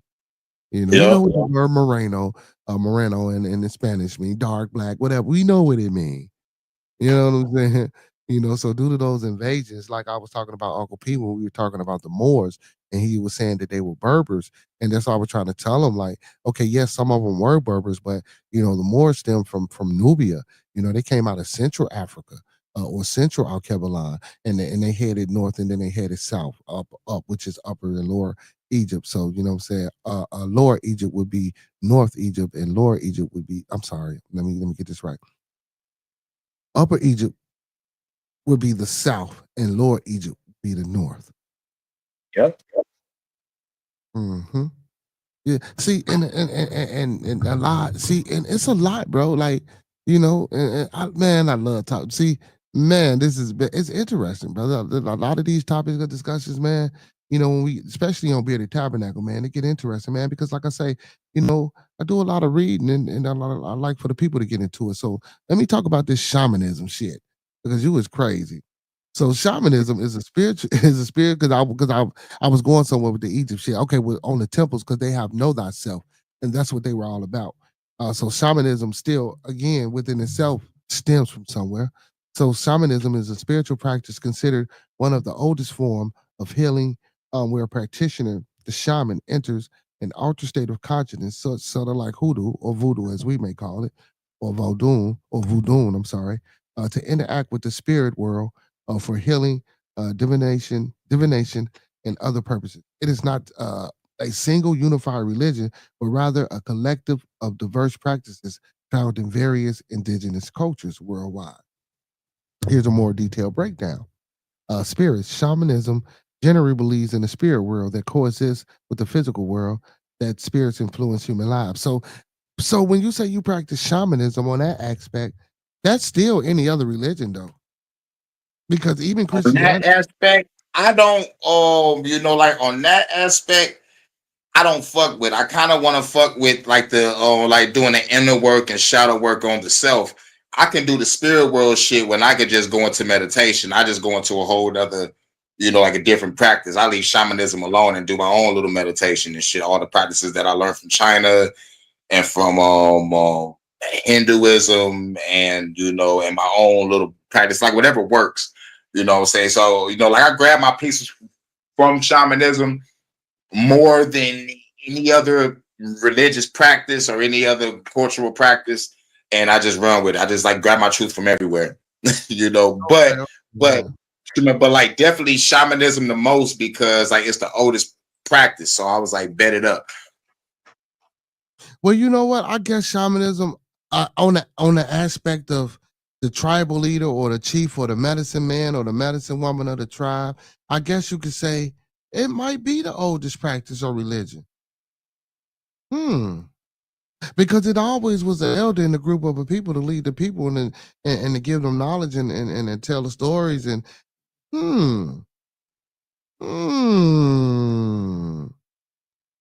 I ain't gonna call it shamanism though. I ain't gonna say it like that, but of course they're giving it a word, but it's always been that. And if you want to talk about tribunal communities, or if you want to talk about historical societies, period, it's always been somebody like that. Even in the Greeks, what they have, the oracle. Yep. And the oracle was always a beautiful woman. Damn, let me go see the oracle. but the oracle ain't shit but a shaman. That's it. I mean, for real. Like if you break it down, oracle ain't shit but a shaman. You know what I'm saying? And see, and this is why. So now, and we, not to make it about you, but I'm just saying. So you said shamanism. So a lot of these practices come from they said indigenous cultures. I like the way they put indigenous cultures because you want to include natives and all these other indigenous individuals. But that was more of a practice that was done with the many various African diasporas. From Igbo to Yoruba to the Orishas. It's like the way of life type shit. It's like it is like this shit had no name. It was just the way of life. That's what we was doing. Type shit. Into the Egyptians. Well, but that's what I'm saying. I ain't gonna get into what their name is. But the Egyptians came up with what's that? Oh my goodness. I just forgot, man. Damn. That's crazy. How the hell I just forget that fast? But anyway, but the Egyptians came up with it. You know what I'm saying? When they came up, it was in the ancient mystery schools. We know that. yeah. Basically, yeah. Absolutely. You know what I'm saying? So, man, all this shit is just a knockoff, man. It's a knockoff.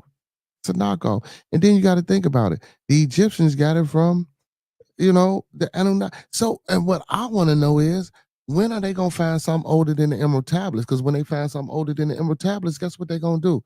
They're gonna come up and say that was the origin. I think they already got it, and they ain't gonna say shit about it because it got the whole truth, nothing but the truth. So help them entity. And question. So a lot of people, what I don't want a lot of people to know, that these groups during the time of Jesus, the Essenes, the Sadducees, and the Pharisees, they were Gnostic too. They were all Gnostic. Some of them was worshiping the sun. Some was worshiping the sun. Some was still worshiping Apollo. Like, man, bro, like, but again, I just like people to, man, open their mind. Listen, this is for y'all to open y'all mind. Again, this ain't for y'all to come up here or to come on the channel and be like, oh, well, these two motherfuckers think they know what they. No, I didn't say that. I just want you to have an open mind about it. Just like DJ said, DJ like, okay, damn, I never wrapped my mind around it. You know what I'm saying? Y'all got me thinking, and so, Hurricane, do me a favor. So on narcissism or Sophia, in the pleroma, can you advise any good books for people? Any good starter books? We don't want them jumping out into too much yet. I think the only book to read that's straightforward is the Secret Book of John, because it's straightforward. Or like they can read the Nag Hammadi scriptures, that's the or the or the Apocrypha of John, but like those three are just straight to the point and direct, and it lets you know who is who and what is what, and you're like, what happened? But the secret book of John was called. I think it's probably 2 different versions. I'm not really sure, but just look up the secret book of John, because like that was the first one that I read, and it put everything into perspective. You see what Ms. Vanna put up there when we was talking about the Anunnaki? She says we use aluminum in weather manipulation, so gold isn't far-fetched. Yup. Yup. They'll find a way to use some technology, because remember they was flying in spaceships and shit. So like no telling what the fuck they rolling with. See what I'm saying? Yeah. So, oh man, Jordan in the building. What's going on, Jordan? How you feeling tonight, my boy? Hey man, big ups to Jordan, man. DJ's supposed to interview Jordan, man. When they get that date secured, man, make sure y'all let us know and come back and let us know so we can have all the family tap in for that interview, of course. You know. Yep, that's gonna be lit. Yeah. He interviewed you yet, man? Did you get you one? Not yet. But we did do that song, that real hip hop. That real hip hop is the shit. Shit. I have to go into my hip hop bag on that one. Like, oh shit, great beat. Yeah, man, and man, don't worry about it. Listen, don't worry about it. Hey, Gas Chamber Records, we got you. Don't even worry about it. We'll talk about that later. Gas Chamber Records, we got you. But yeah, like you said, the Hammadi, man, that's a good book, a good starter book. Or guess what, you guys? You know what I'm saying? We got information. We got a valuable source of information right here in our hand. Now, what I will tell you, when we reading this shit, take the perspective of this is just information. Don't take it literal. Don't take it as, oh, well, we didn't send you somewhere, so you don't have to believe in whatever the hell you believe in no more. No, that's not what we're doing here. You know what I'm saying? Because I don't want you to get confused, because like I said earlier, a lot of times when we dabble into too much information, we can get confused and backtrack or go crazy. So again, but just start with the Nag Hammadi. That's a great book to fucking read. That is a great book. I only read half of it. I lent that book out to somebody and I never got it back. He claimed his car got stolen with my book in it. But anyway. You owe me $500. Yeah, man. And what's crazy is that book, I had to buy that book. I know, like I said, you owe me $500. So I had to buy that book in order to participate in a certain school of philosophy that I'm part of. So I was livid when this brother told me that his car got stolen and my book was in his car. When you supposed to gave me my book back months ago, brother. And I didn't have, now mind you, now this story that I'm telling y'all, this was some years ago. I had these books years ago. I was down there when early 20s. I'm doing this shit for a long time. Early 20s, bro. You know what I'm saying? This guy told me, I forgot it's Sunday, so we ain't gonna do that. Well, man, his car got stolen and the book was inside the car. I lent him that book, and I also lent him Stolen Legacy. Stolen Legacy don't cost that much, so but that Nag Hammadi book, man, oh my goodness, bro. I ain't gonna even tell you. I'll be like, bitch, I gotta go to my Bobby Hemming class, motherfucker. Man, you just don't know, bro. That shit just blew me, man. Crystal is cool is in the building. What's going on, Queen? Much love. Oh yeah, much love, man. We got Pastor Kane in the building, man, and we got the bishop, man. We just up here chilling, man. Hey, we actually waiting on the Archbishop and Pastor Pimpin to come in the building. That's what we waiting on, you know what I'm saying? That's the second half of the show. But for the first part, man, I like to just give a contextual overview and breakdown of different theologies. And tonight was Gnosticism. And basically, man, Gnosticism ain't shit but a ripoff and knockoff of everything else. I don't mean to laugh like that because I'm laughing at. I'm not laughing at it, but I'm laughing because the things that you learn when you're doing this process and the things that you come about, or the information that you come about, and then we get to piecing shit together, and we get to kind of trying to figure out, well, damn, this story sounds just like this story. Well, damn, that story sound like that story, and that story sound like it came from that story way over there. And we got to realize that all these different well, no, I can't say that. All these different religions kind of stem from the same region. And that's what's crazy, y'all. Do anybody talk about that? All Pastor Kane, all these religions stem from the same fucking region. And they just get a different. I can say majority, yeah, from Africa, and like the other ones. We have some shit over here too. Over here, like with the Mayans, the Incas, and the Aztecs too. Over here in South and Central America, and like the tip of Florida.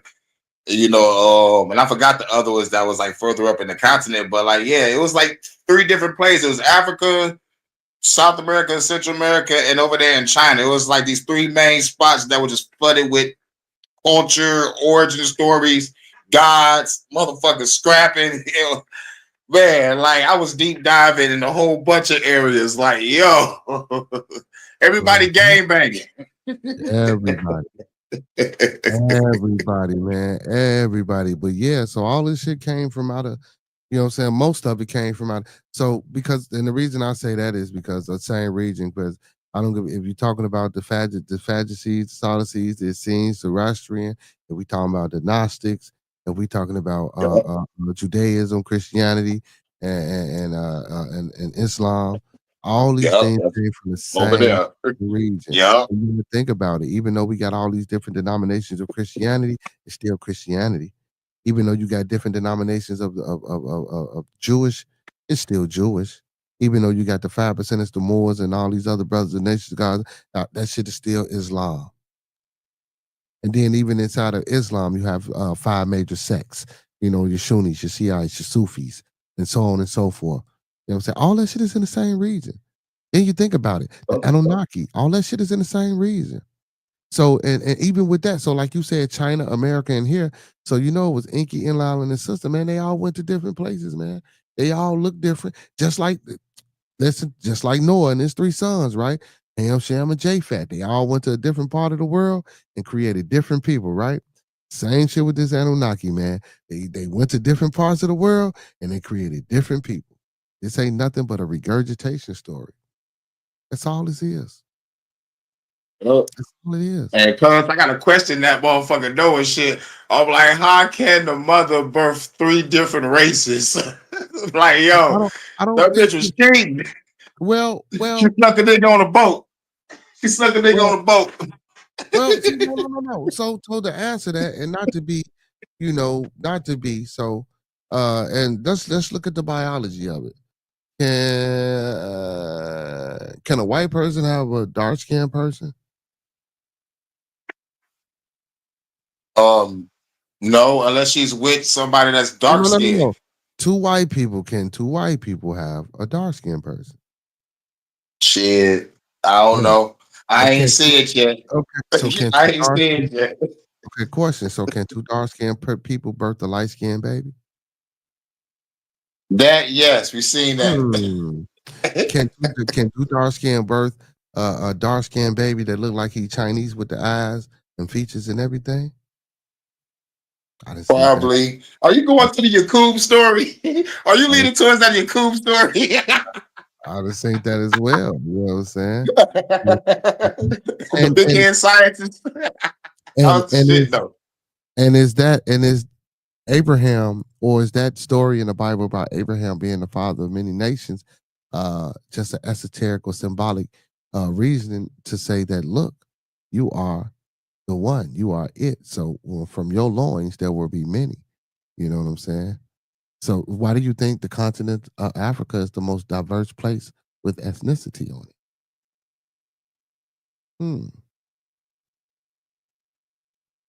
So they are reptilians. But I'm just saying, just follow me. So if this world blew up, who would you rather have to populate this world? Would you rather have two Chinese, two Asians? I'm sorry, not Chinese, two Asians, two Caucasians, Oceanic, or Negroids? We Oceanic people, Man. we gonna say Oceanic. Oceanic is a fourth ethnicity or a fourth race that they just threw in here, y'all, because there was only three classified, which was Mongoloids, Caucasoids, and Negroids. They just threw these Oceanic people in there, but literally, you know what I'm saying? But if we're talking biology and we talking like just the makeup of how we can make people look like other people by having intercourse with each other versus other people having intercourse and they can't do the same thing. I would say, me, you know what I'm saying? So maybe it is possible for a person to have different shades. I'm not going to say a different race, but maybe different shades or a different look. You know what I'm saying? We can create all different types of phenotypes. You know what I'm saying? And that's what the Christians don't see, that perspective. They think it's just like a whole nother race, you know what I'm saying? Like they play the race card on their perspective. But like you're looking at it from a deeper perspective of like biology. And Christians don't look at biology. They're like, fuck science. I believe in God. Give it to God. Well, and again, that's why I say I'm agnostic with the A, because it's not necessarily saying that I don't believe in a God. I do believe in intelligent design. I'm not a fool.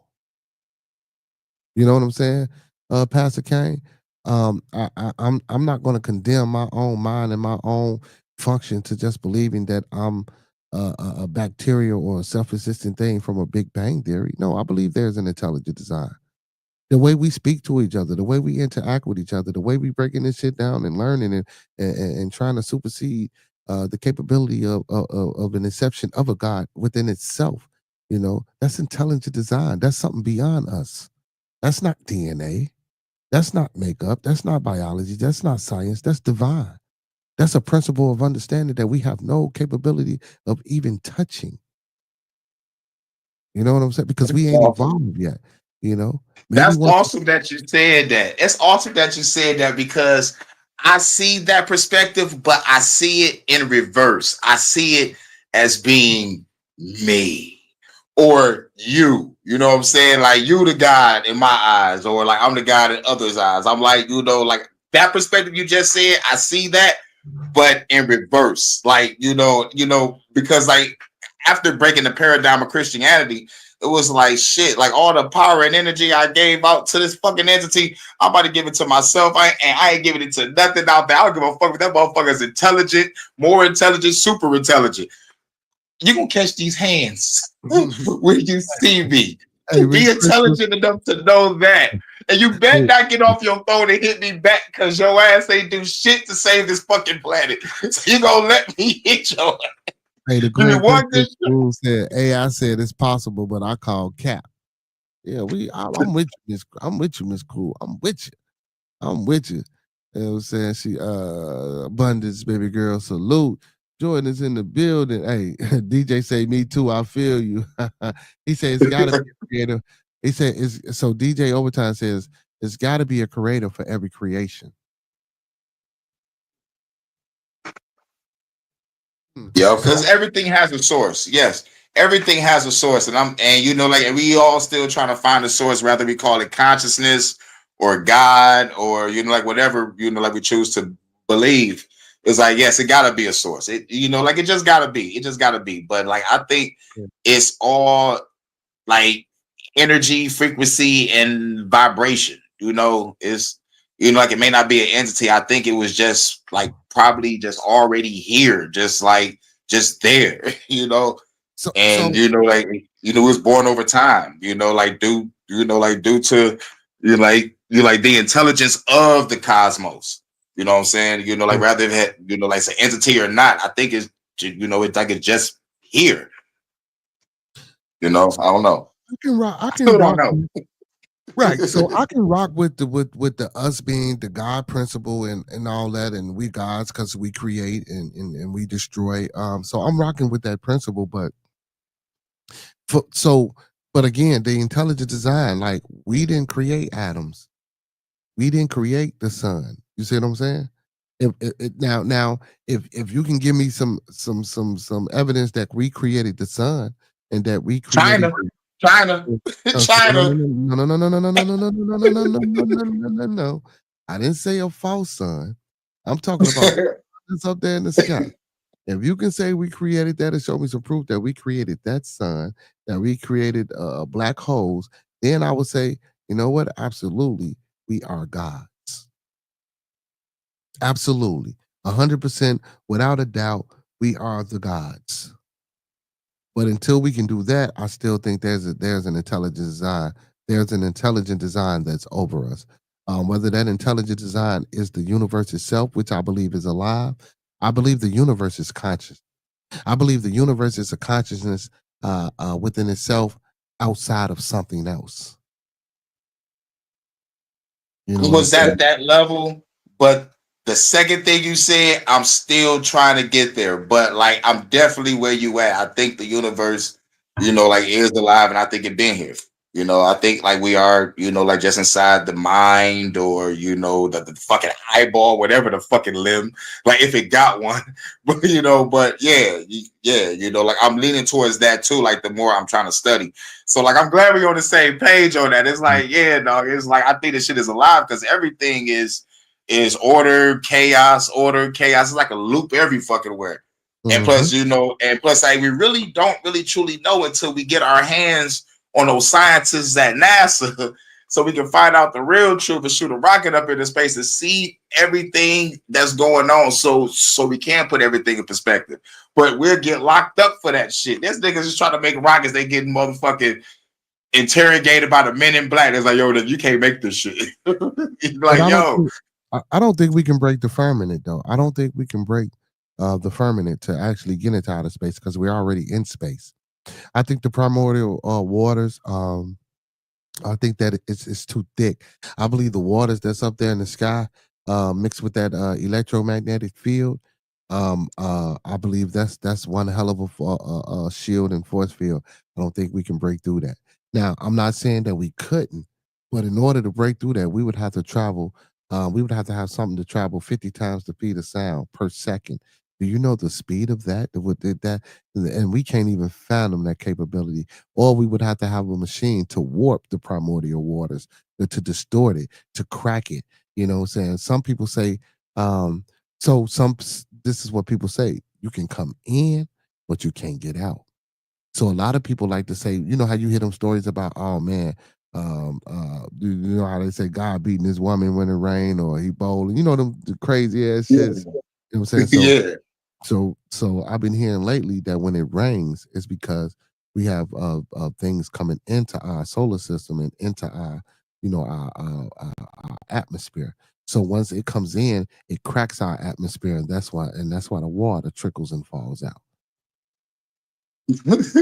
I came up with a crazy fucking theory that this planet is a fucking spaceship, and that dome, it opens to let motherfuckers in and out, and it closes back up.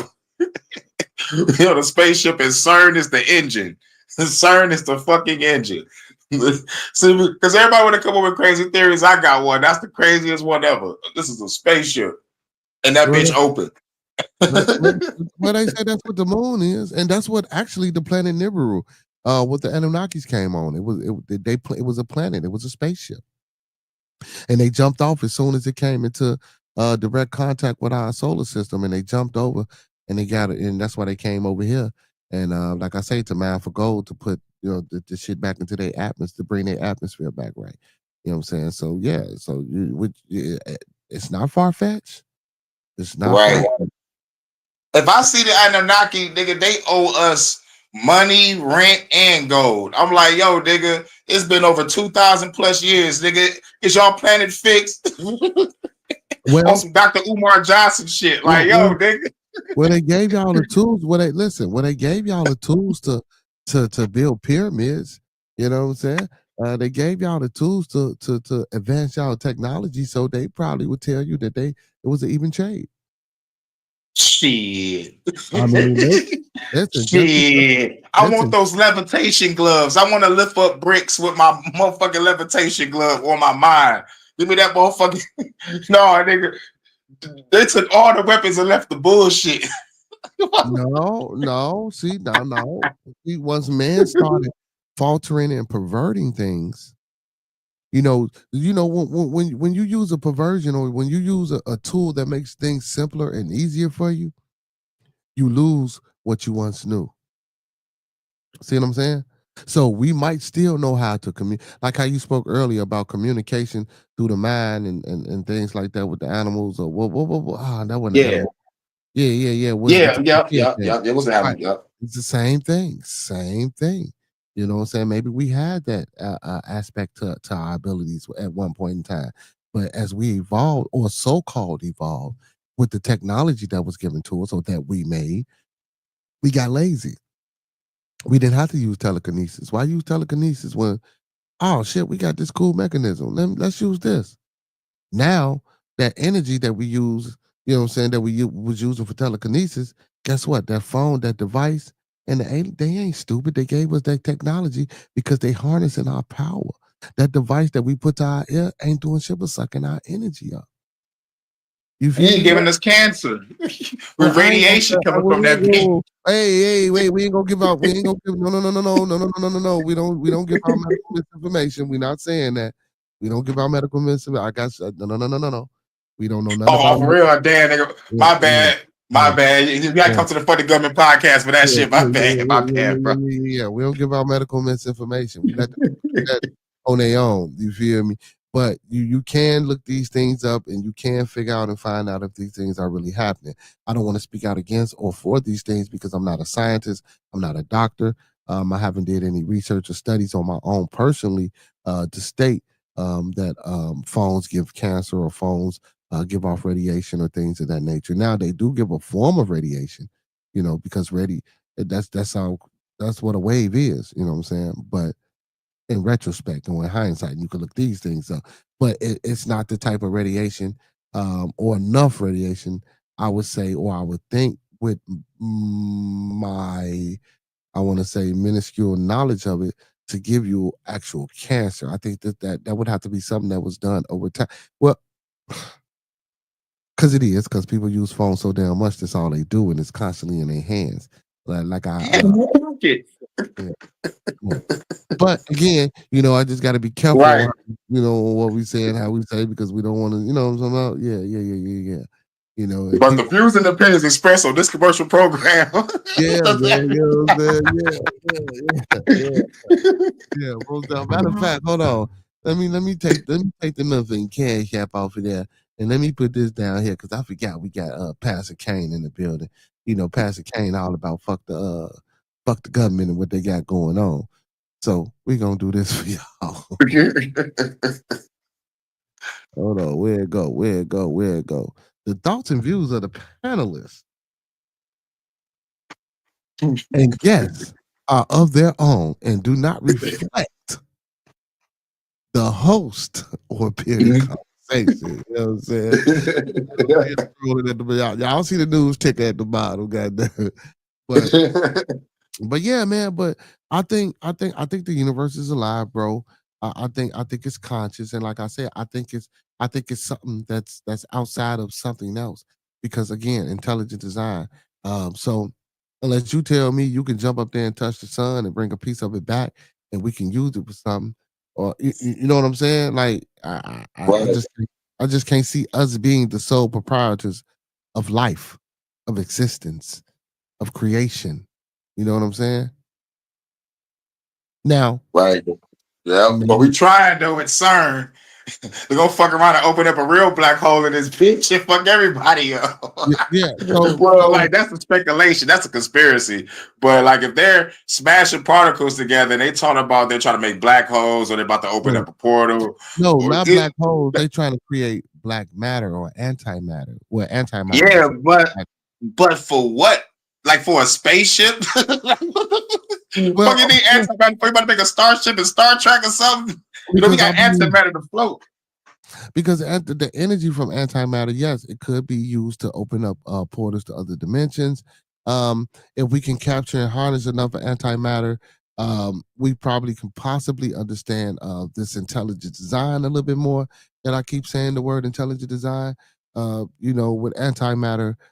It's a lot of things, but those are some of the basics. Yes, open up portals to other dimensions, and also being able to understand the universe and humans a little bit better with antimatter, because they say our soul and our consciousness is the antimatter. And I spoke kind of sort of on this the other day when I was saying that we're light beings, we're light waves, we're atoms, we're neutrons, electrons, and protons. You know what I'm saying? So, and we're just using this physical that body that we using to talk to each other. It's just a vessel, because energy doesn't dissipate. So once we die, our energy leaves, but it's still here. It resonates. It never leaves. It never goes anywhere. It just attaches itself to something else and reincarnates. Energy is self-sufficient, so energy can be used in any way. So look at reincarnation as energy just traveling back into something else, into another physical body or physical spirit. You know what I'm saying? Not you dying and you coming back in somebody and you know who you are. That's not reincarnation.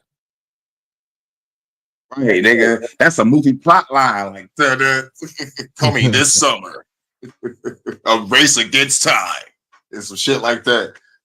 Yeah. So DJ said word. DJ said word. We got lazy. We use body language now instead of telekinesis. Yeah. Yeah. So, and I used to always think when they asked how the Egyptians built the pyramid, they got this mud theory now and displacement of sand and all this shit and this, that, and the third. I always listen, even when I heard these stories as a child, I always thought we used telekinesis. I always thought that we. Yeah, me too. Me too, bro. Me too. I'm like, man, we levitated that shit. Fuck the bullshit. You can't lie to me. Yeah. So Jordan Yep. says, I feel we are co-creator, because that's what we do, create with man and women, and we have the choice to control the narrative with our soul and consciousness. He said, which makes us multidimensional beings as well. No, actually it doesn't. I feel where you're coming from, but it doesn't make us multidimensional beings. That no. It's because you got different planes, and again, your soul and your consciousness is only. Oh my God, how can I put this? It's yours. It's not. It doesn't come from nowhere else. You know what I'm saying? It was created, it was given to you. You know what I'm saying? Only way you can be a multidimensional being, it's shit. For me, is if you're Anunnaki and you travel through different worlds and paradigms, you know what I'm saying? Or and I ain't gonna say Anunnaki, but an alien of some sorts. That's the only way you can be a multidimensional being. Humans can't be Or wait a minute, or the dream theory. We could be going to other realms on some multidimensional shit in our dreams.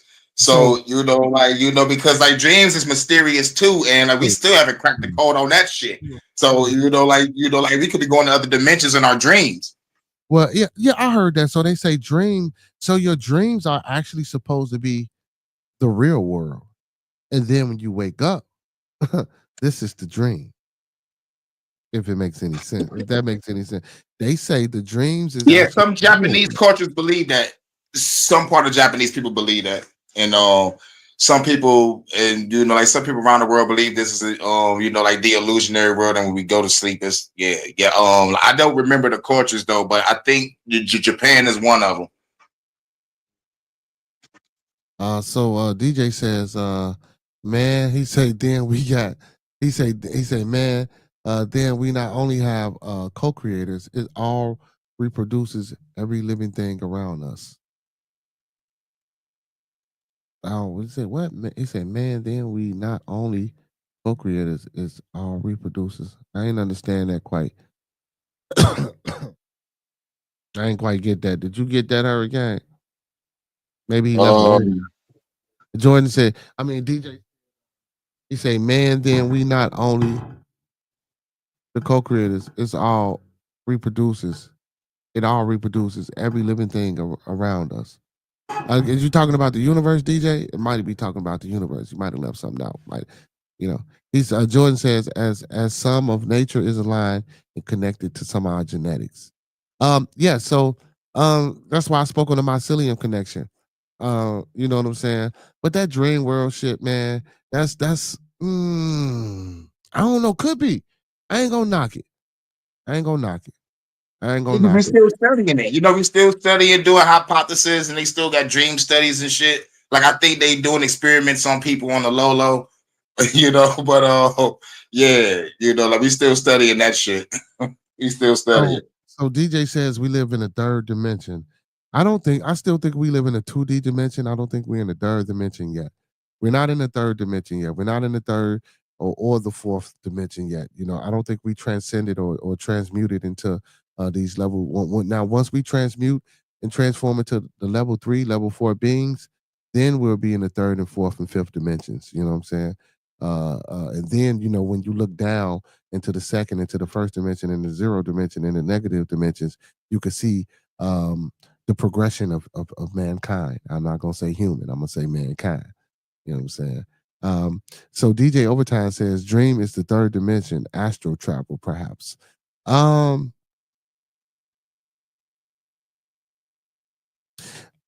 on. He said, yes, we are multidimensional being, but we can agree to disagree, Bearded. I'm a jump down your throat in a minute, Jordan. Just give me a second. So dream is a third dimension. So DJ Overtime says dream is third dimension astral travel, perhaps. Could be. So astral projection usually doesn't. So let me ask you. So Hurricane, do you think we dreaming when we astral projecting?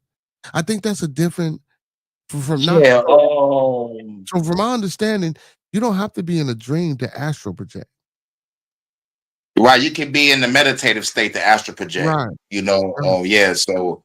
Yeah. So that's different. But my thoughts when it comes to the dimensions, I was so stuck in that, and to the point I had to crawl out the rabbit hole and be like, look, I realized there's only 2 dimensions. We have the physical dimension that we live in, and we have the spiritual dimension where we leave this bitch. All these numbers, fuck it. I'm tired because I was studying gematria and numerology at the same time.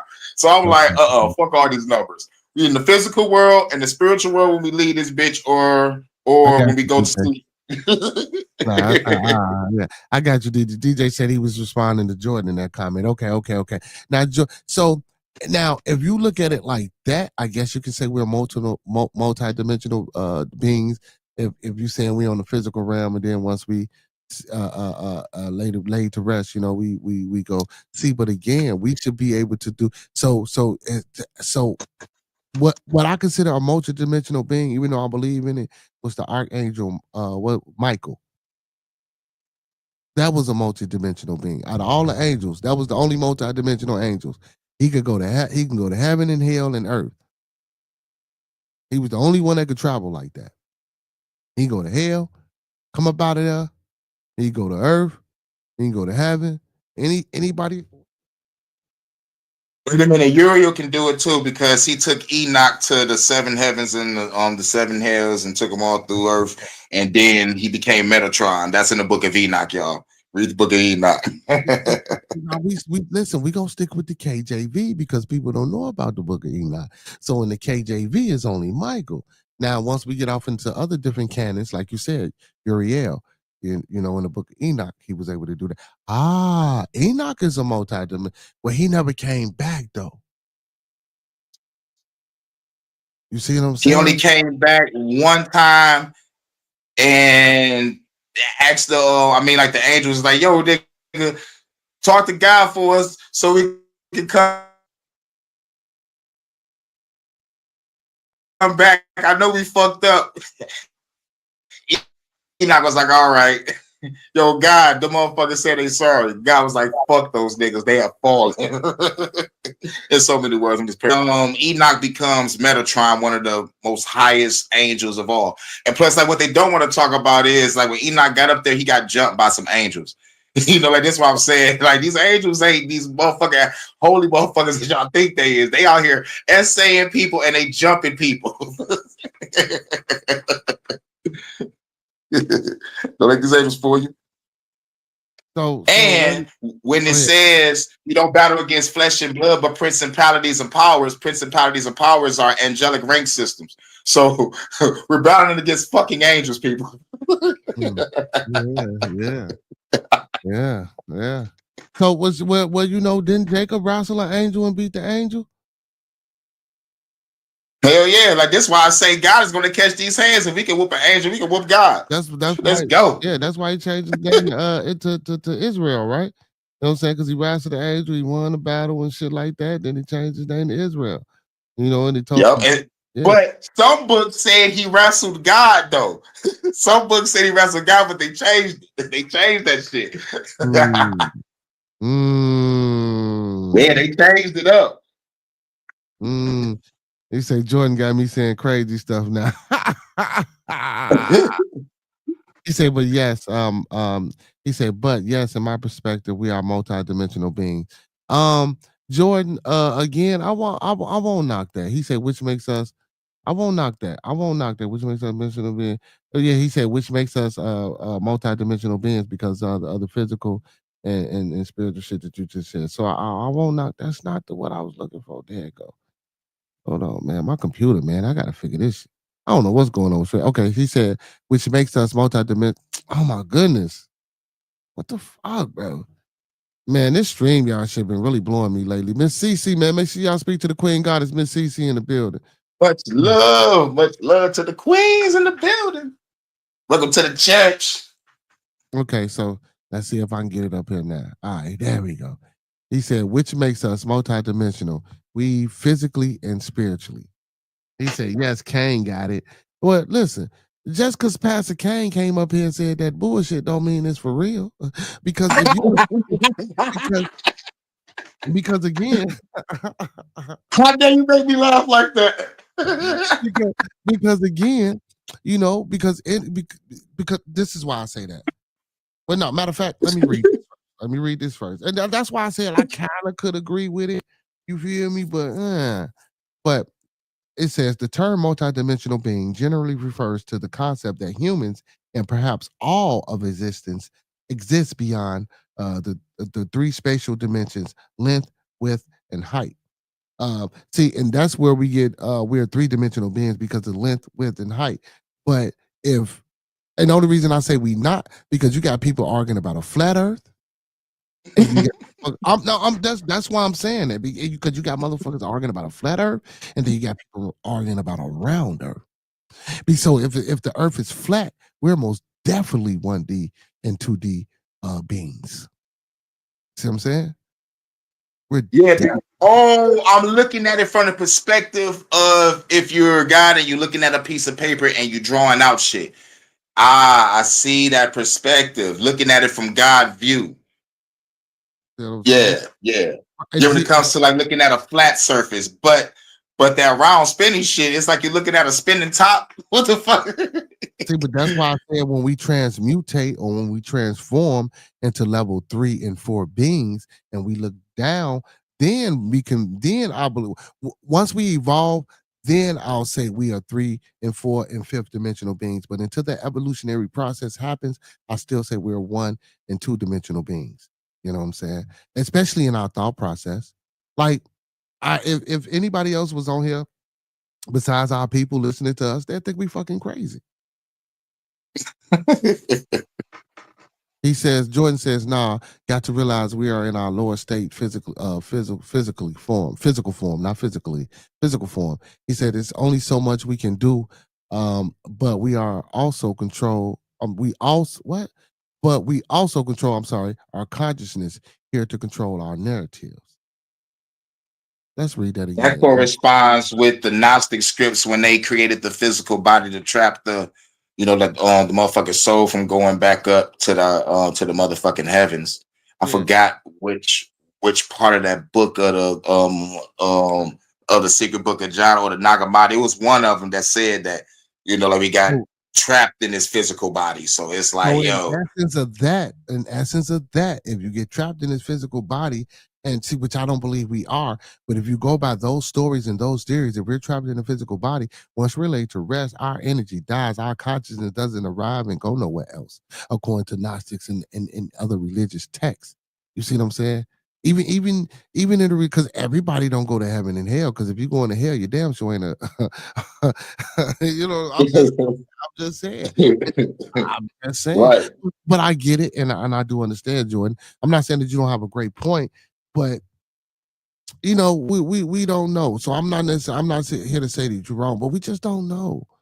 So let me finish reading. So it says it suggests we are also connected to other dimensions, potentially including uh energetic, emotional, mental, and physical realms.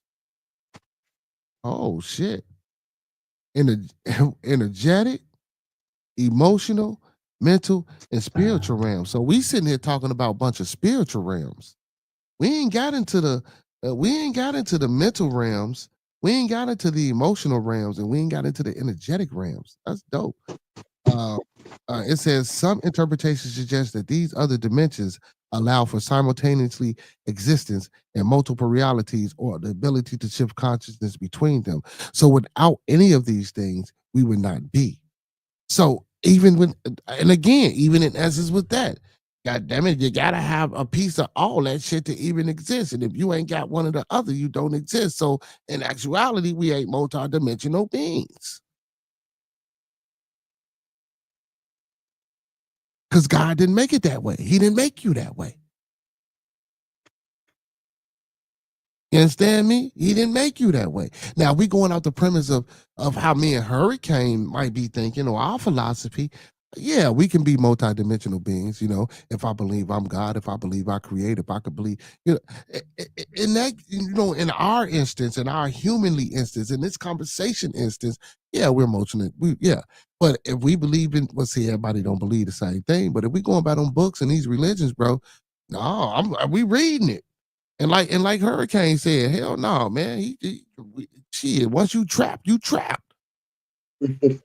I'm, you know, and that's what they tell us. But of course, when we get to thinking, what I'm saying, and we get to doing shit now, we figuring it out. Okay, no, that ain't like that. Maybe that's why we ain't supposed to be talking about this shit. Okay, all right. See, it always work itself out when we talk. He said, this here is low key school. He said that's why we why that's why we will huh? That's why we will learning. We never stop learning. That's why we still okay. I guess he meant that's why we're still learning. We will never stop learning. We're always evolving. I don't think we evolving though. What do you think? What you think, Pastor? You think we evolving? I think we, as people that are, let's just say, free thinkers, critical thinkers, use our common sense and our comprehension skills. I think we are evolving in consciousness because we asking questions and we studying what we studying. But the majority are not evolving at all. It's straight idiocracy part 2, and they are the fucking actors. So but like we are really truly going to be the new priesthood of the new world if motherfucking shit collapse. We're going to be the new teachers of this shit. And plus in the ancient mystery schools in Egypt, like motherfuckers ain't leave that bitch until there was 40. So we're going to be teaching. We're going to be teaching a lot. No, it took 40 years to it took 40 years to they didn't leave until they was 40. It took 40 years to graduate to the master the shit, right? Yeah. Well, to graduate to the next process in the school of initiates. You know what I'm saying? Yeah, and you still have more years after that. So it's like never ending learning. Yeah, so you're always a student. So DJ Overtime says dreaming is technically a meditative state of the brain.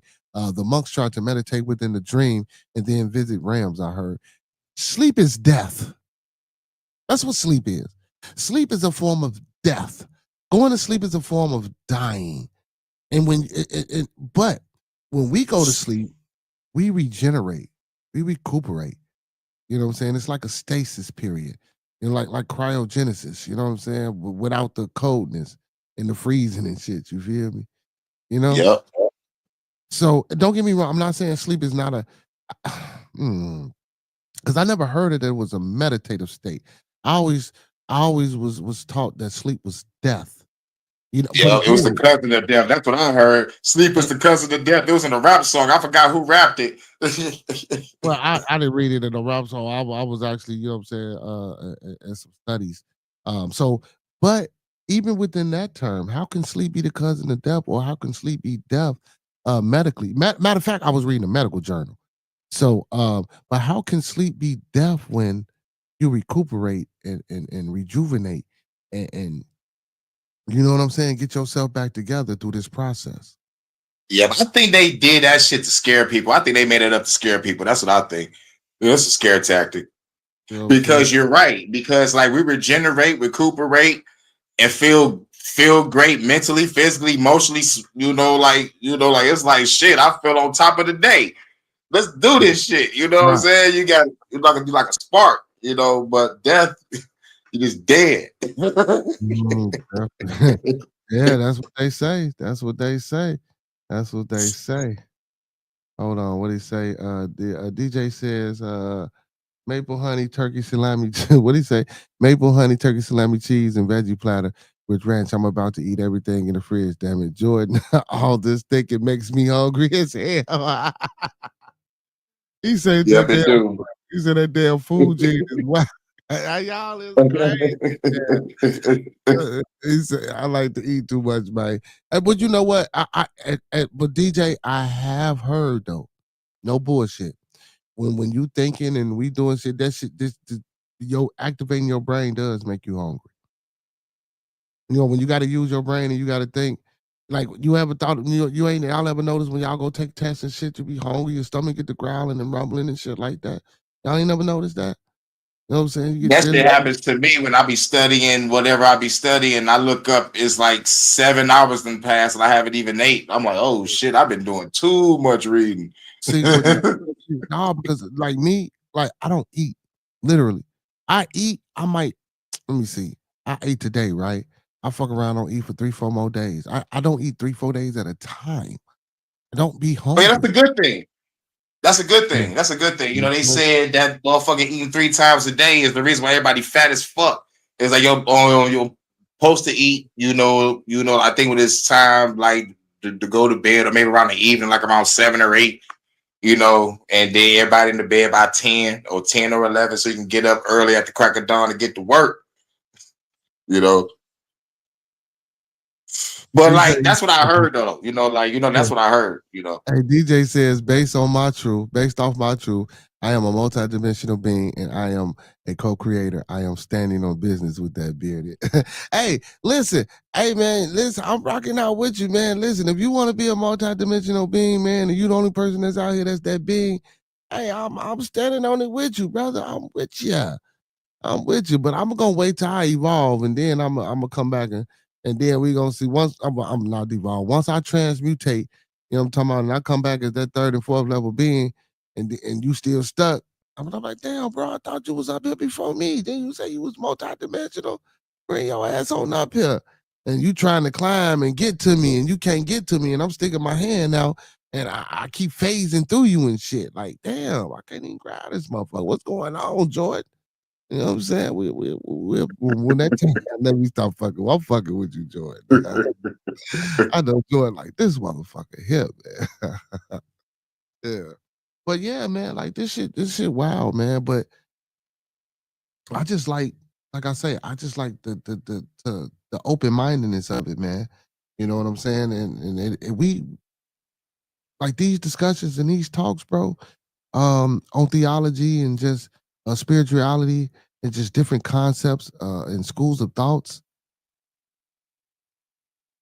Even though I'm reading this shit, if it was a book, whether it's Google, whether it's whatever, at the end of the day, we still don't know. That's the Right. crazy. That's the craziest part about this fucking research and study about theology. Because at the end of the day, no matter who or what we think we are, we still don't freaking know. And how can that be? How can that be? So is it not meant for us to observe? Is it not meant for us to experiment? See, that's why I'm agnostic. Because again, we shouldn't even be trying to figure out because it's intelligent design. Now, our minds is the one that created a fucking being that says that he is self-existent and he what did it say? He's self-existent, and he what how that shit go about God, man? God is self-existent, and He created all to exist, or some shit like that. Some you know what? Yeah, that shit. We came up with that. He didn't come up with that. Hell, before here recently, we didn't know nothing about Asherah or Sophia or none of this shit. How can y'all tell us that something that created us don't have a creator? That's Facts. what? Facts. And plus the common sense part, how does birth happen? It all comes from a woman. it's like shit, it's common sense. And I don't And give a critical hell thinking. what story, what religion, what book, what narrative, what myth that you go through. It's always through the womb. Any school of philosophy. I don't give a hell if you're a Mason, if you're part of the Rosicrucians, if you're part of the Knights Templar, if you part of, no, I ain't gonna go into too many other things, but it's all about the woman in the womb. Just like we got them 7 heavens and them 7 deadly sins, a lot of people don't know those 7 deadly sins represents 7 so-called demons. With Lucifer being at the head. You know, your Baals, your Baals, your Molochs, oh my God, who's these other guys? It's a few of them, man. But it's one for each realm. And then here you go. They matching it with the 7 heavens. It's a depiction of 7 heavens. It's like a circle. It's like circles within circles, or layers within layers. It's actual oh man, it's like I don't know who drew this shit. But it's like a fake depiction of it, man. I ain't saying that it's real, but they kind of, what I'm saying, somebody mind came, but just like somebody mind came up with the shit that they wrote down and they feeding us now. I'm just saying, man. Yeah. But it's facts. He say, what he say? Oh, here go Jordan. He say, all this BS they got us going through, we can't even focus on us. He say, that's what I hate. They want to control our mind, shaking our head. DJ Overtime says, that's why I trust what tribes like the Dogon say more than the book. Those plants and saw truth and vision. But again, who knows? He said in 7 wandering stars, facts. 7 chakras, facts. You see what I'm saying? And the 7 primordial goddesses. The primordial goddesses. The fucking goddess named Chaos, the goddess Gaia, the goddess Tartarus, shit, Euros, the goddess of love and passion. It's like, there's a lot of primordial, there's a lot of 7s. And the 7 celestial bodies and shit. Like, it's a lot. Yeah, listen, it's a lot of 1s, it's a lot of 2s, it's a lot of 3s, it's a lot of 4s, it's a lot of 5s, it's a lot of 6s, it's a lot of 7s, it's a lot of 8s, and it's a lot of 9s. And it's a lot of 0s, y'all. All these things are in procession. It's a lot of 1s, it's a lot of 2s. You know what I'm saying? We just ain't dibbled and dabbled and got into, all that shit. Numerology and astrology, man. See, and a lot of people don't even believe in that astrology. A lot of people don't even fuck with numerology. Where y'all think that shit come from? The same shit we're talking about now. From every word that you'd have heard us say, from the Pharisees to the Sadducees to the Essenes to the Gnostics to the Agnostics to the Zoroastrians. You know what I'm saying? All this shit was formulated within inside those concepts. Even our pre-dynastic brothers and sisters from the continent of Kabbalah, our Egyptians brothers and sisters who got their learning from the center out of Nubia. You know what I'm saying? They got their learning and their teachings out of Nubia. People call this shit what they call it, Alexandria. That was Timbuktu. Ain't no fucking such thing as Alexandria. We was teaching astrology and mapping the stars before we even knew what another motherfucking person was. Like brother DJ Overtime say, like the Dogon tribe. The Dogon, for those that don't know about the Dogon tribe is known for mapping the celestial stars before any fucking modern person, bro. They know what Sirius is, bro. They found the other planets that we can't even see with telescopes, that we just not finding. So since we couldn't see it with our fucking technology, guess what we said? Oh, the Dogon is a primitive people. They don't know what they talking about. Now you watch these motherfucking shows like Ancient Aliens or whatever historic show that you watch, or these people on YouTube now. NASA, they didn't found a couple of more planets. Oh, it's a universe right outside of ours. There's another universe right outside of ours. We're almost touching. And if we touch, we're gonna blow up and implode. All this crazy shit. See, I be watching some crazy. No, I'm dead ass serious, bro. It's a universe right outside. Shit. Like I used to watch the History Channel until it became Pawn Star marathons and auction hunters and shit. I'm like, what happened to the ancient aliens in the universe? But don't get me wrong though, even though I watched that shit for entertainment, I never took value in the ancient alien shit. Now I took value into believing in aliens. So I do.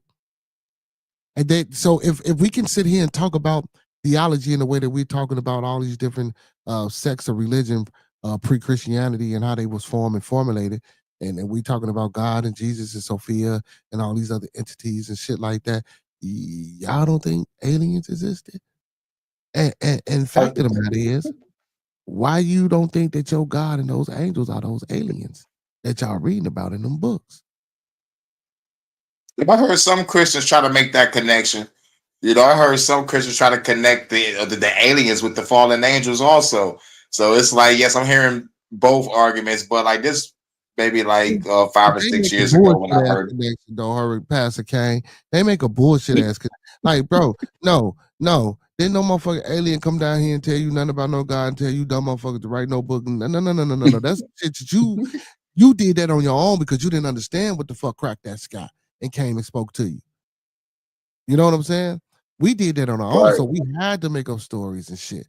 You know what I'm saying? Shit we don't understand. We had to come up ways or descriptive ways to describe or to leave a fucking symbol or message to, say us today, because shit. And then what we do? Well, we don't really know what they said, so we come up with our own ideas. Just like, bro, with the languages, bro.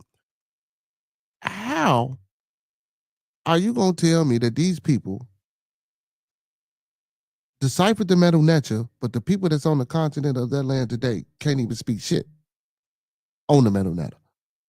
I ain't talking about that Hassan motherfucker, the president over there, oh my God, man, he be on the shows too, man. He be all on them shows too. I ain't talking about him. Well, I'm talking about him too, because he full of shit too.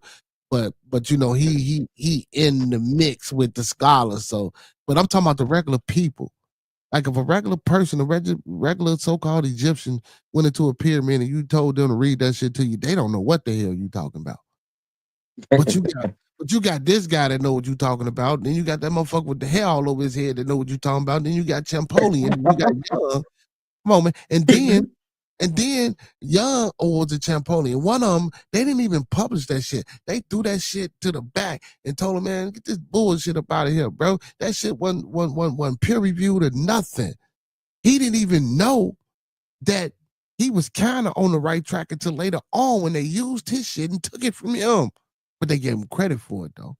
I will say they did give him credit for the so-called deciphering of the Medu Neter, which is bullshit.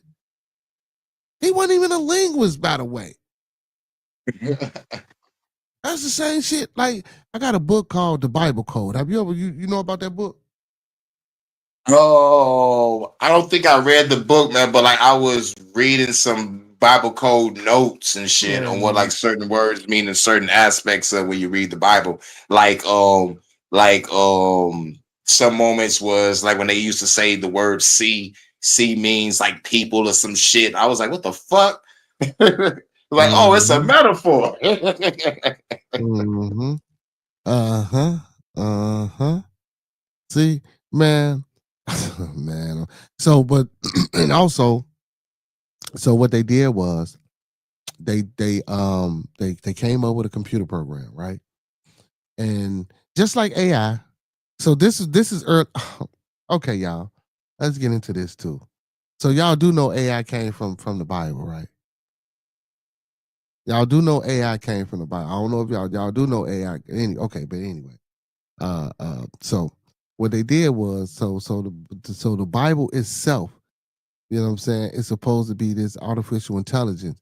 So they came up with a program to overlay on top of the biblical intelligence or biblical instructions, which is the Bible, which is AI, and to ask it questions. And when they overlay it, it comes up like a code where every other letter or some shit like this, or however they come up with it, and it gives you the answers to the questions and how they coincide. Man, this shit, wow, man.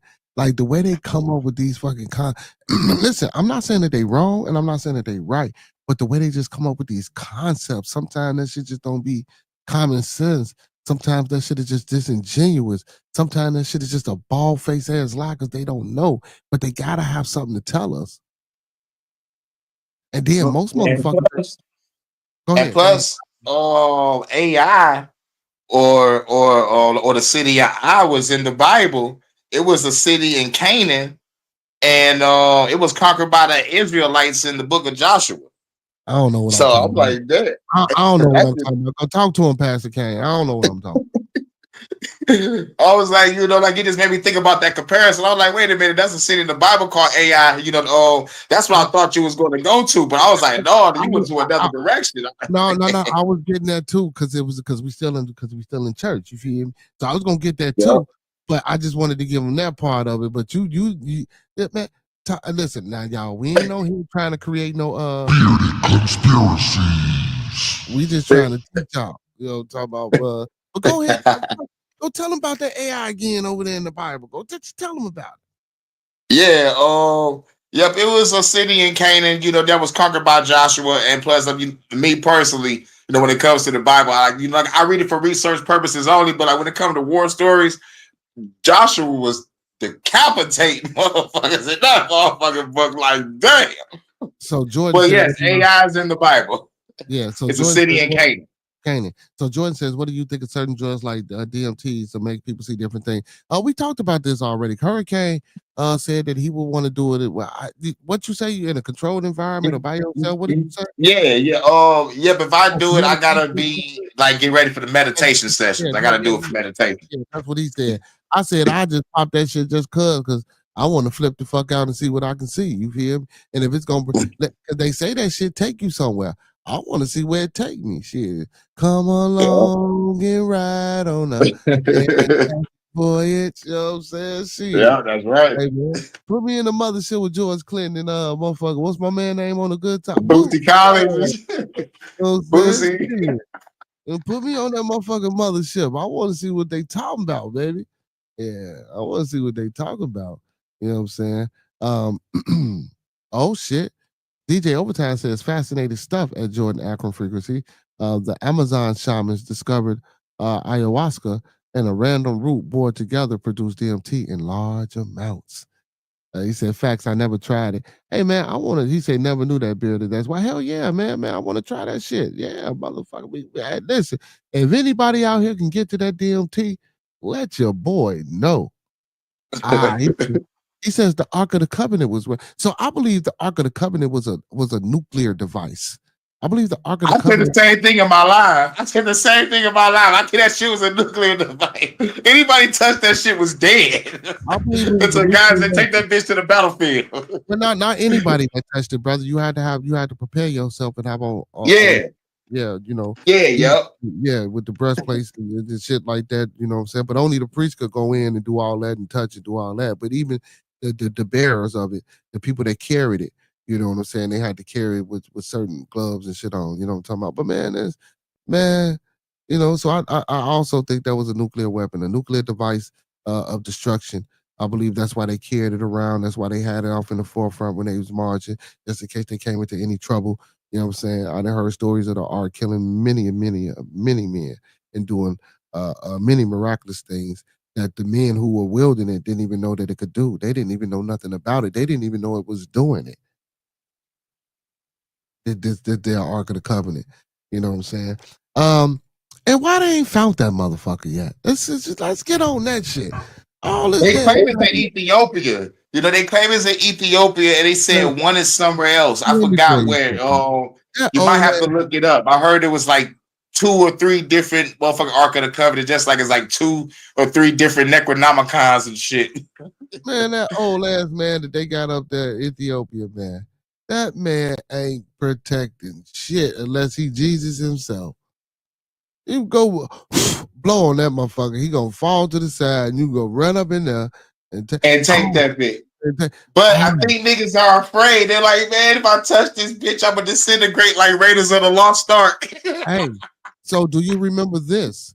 Hey, and chat, do y'all remember this, chat? Hey, first of all, chat, before me and Pastor Kane give y'all any.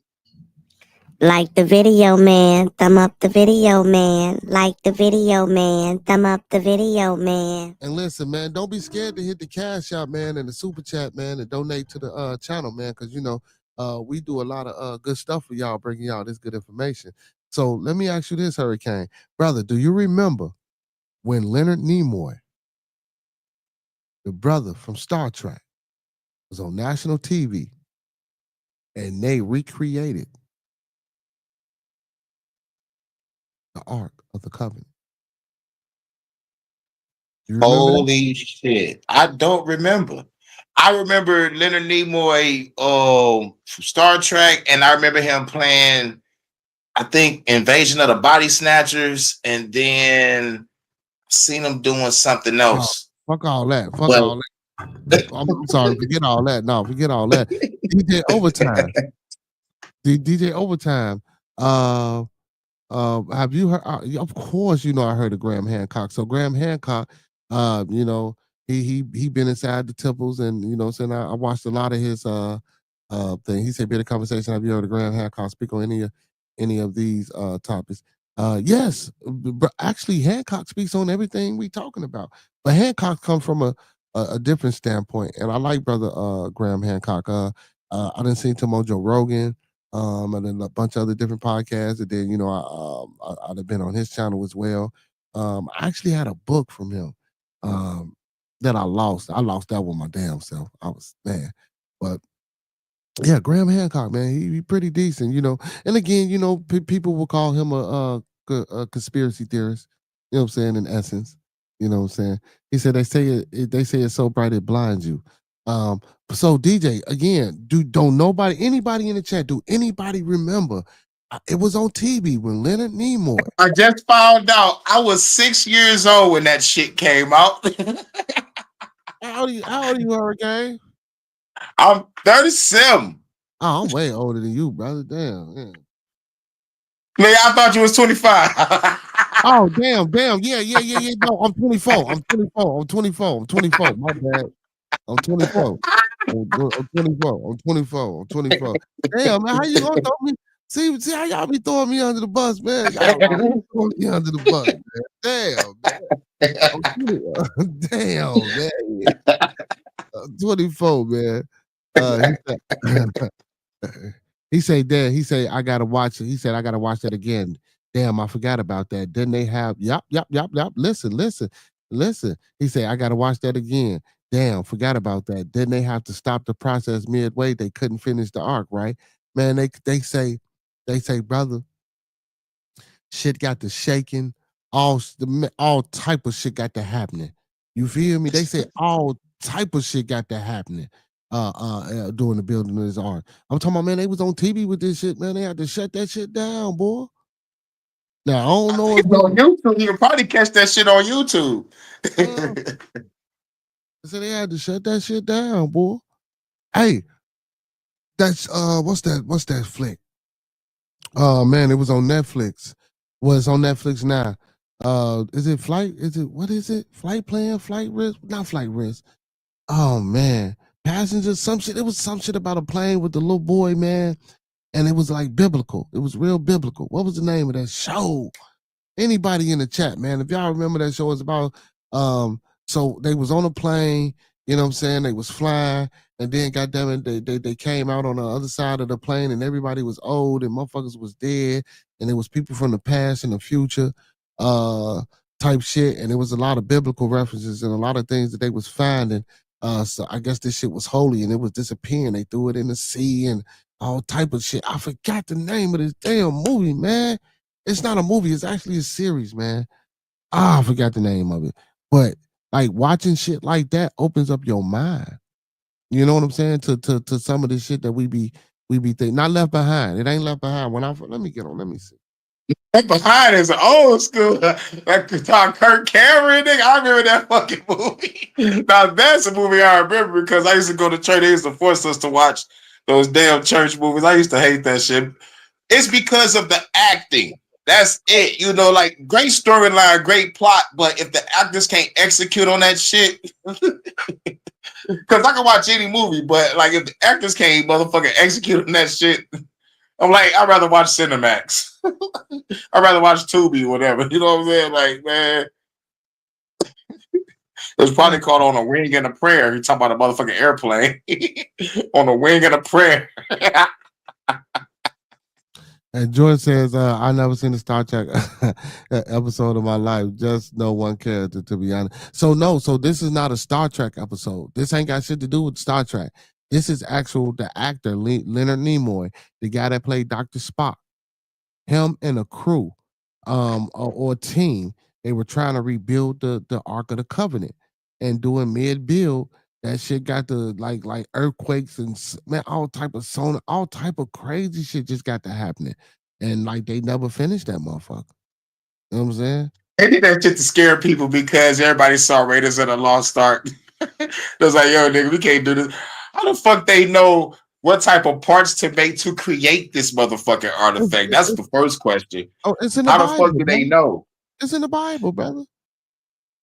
Man, ain't no way in motherfucking Waka Flocka I'm just that they just pulled all the parts that the Bible said and just go make it. You know, nah, nigga, like they threw a fucking nuclear V chip in that motherfucker somewhere. Man, that shit is funny. I gotta watch it. Because I haven't seen it. I gotta watch that shit. So actually, it ain't a movie, y'all. It's like it's a series, and it's a couple of seasons. So the daddy, so all right, so it's a father, a son. You know what I'm saying? I think did the wife go? I don't think the wife go. But anyway, they get on a plane. You know what I'm saying? You know, they take off in this plane, and then some turbulence and shit start to happen, right? Now, when this turbulence happens, they fly. Well, they don't know that they flew through this like time loop or whatever you want to call it. I don't want to necessarily call it a time loop because I don't actually remember, and I need to go back and rewatch it. But they flew through something. But only the pilots know what happened because they was up front and they saw because they was the ones that flew through it. So again, the boy wound up being older, you know what I'm saying, and he had like a special attachment, divinity attachment, and everything was linked to everybody. You know what I'm saying? And they was trying to stop things for certain signs and shit from happening. And they all when this one sign happened, all the whole group they all get together, even though they don't know each other, and they're coming to a place, but they will stop these things, and when they stop these things, these people will wake up and be like, "Damn, where we at?" And woo, woo. And they was trying to get them all together and group them, and they was trying to save everybody. Damn, what is the name of this shit, man? I can't remember. Oh, I remember watch the Langoliers. The fucking Langoliers is a lot better. Stephen King, motherfucker. That I was about a plane flying through some type of time loop, and they ended up kind of like in the future or some shit like that, and had to get back through that little time loop to get back to the real time frame. But like there was these creatures with just fucking a teeth, just fucking chewing up everything, but it's really chewing up the fabric of time and space. The fucking Langoliers was the shit. Stephen King. Oh man, y'all got me want to hurry. Damn. Oh man. Damn, y'all. All right. You ever seen The 100? The 100. I That's on think Netflix. I saw previews. Like I think it used to come on the CW or some shit, but I was more of a fan of Supernatural. I was like, hurry up, Supernatural. All these other shows. No, you gotta watch the 100, brother. You gotta watch the 100. You gotta watch the. You got Man, those CW shows. I mean, I can't fuck with those CW shows. It's just something about the visual and the acting. I'm like, what are you fighting for? That ain't no CW show. Oh, for real, it ain't? No, that's a Netflix show. You gotta watch the 100, man. Passenger plane. What is the name of that shit? Damn, man. Y'all got, man, I gotta find out. Man, what the fuck is the name of that? I'm telling you, y'all, the shit is good, man. Damn, y'all gonna got me stuck. Damn, nah. As soon as I get that, man, I will let y'all know, man. But yeah, but like, damn, Yeah, no, it did come on the CW. It came on the CW September 30th, 2020. And I think they probably move it to motherfucking Netflix. But yes, I remember seeing that motherfucking preview. Yeah, 2020 on the CW. No, it probably was out on Netflix first because I think it came out way before 2020. No. It said it ended September 30th, 2020. So it probably came out 2018, 2019. No, damn. No, it came out on 2014. It said it said premiered 2014 on the CW. Yep, 2014. God damn, this shit got a lot of seasons. I got a lot of binging to do. Man, I'm telling you, it's good, bro. This shit is good. It's good, man. Damn, man. That's what's up. That's what's up. That's what, like 5-6 seasons. Bet. I could dig it. Yeah, man. Let me see. Yeah, I see this Left Behind shit. Y'all, I ain't never seen that. Kirk Cameron.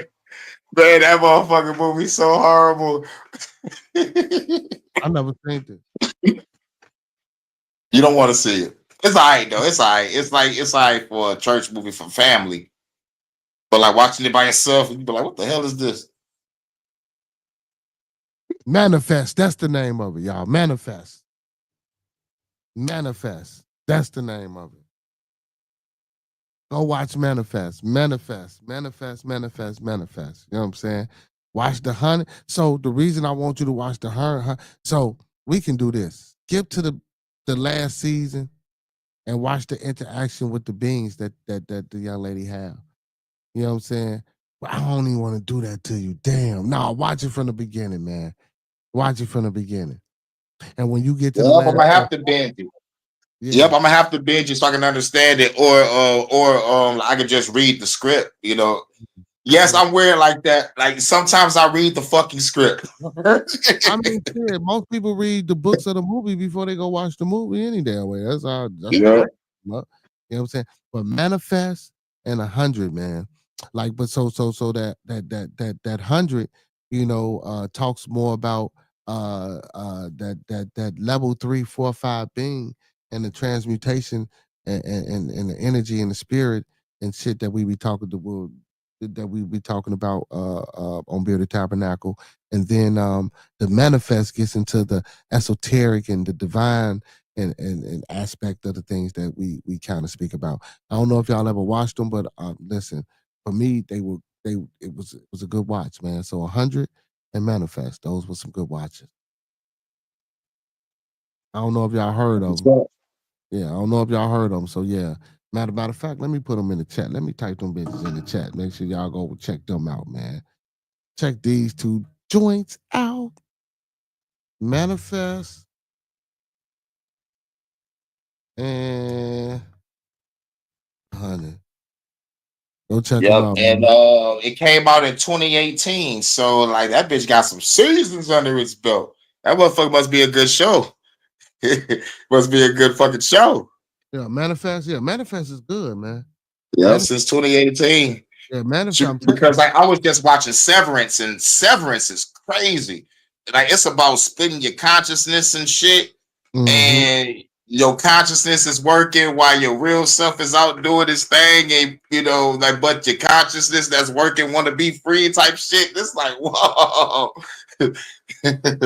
But it all leads back to putting a chip in your head to motherfucking do this shit. So, I'm thinking about Elon Musk and the Neuralink connection and shit. Like, yo, motherfucker, turn us into robot slaves. We about to be robot slaves in this bitch. And that's another thing that I wanted to touch on. So check this out. So, when you type in Sophia, know what comes up? The goddamn robot. The mother that got citizenship.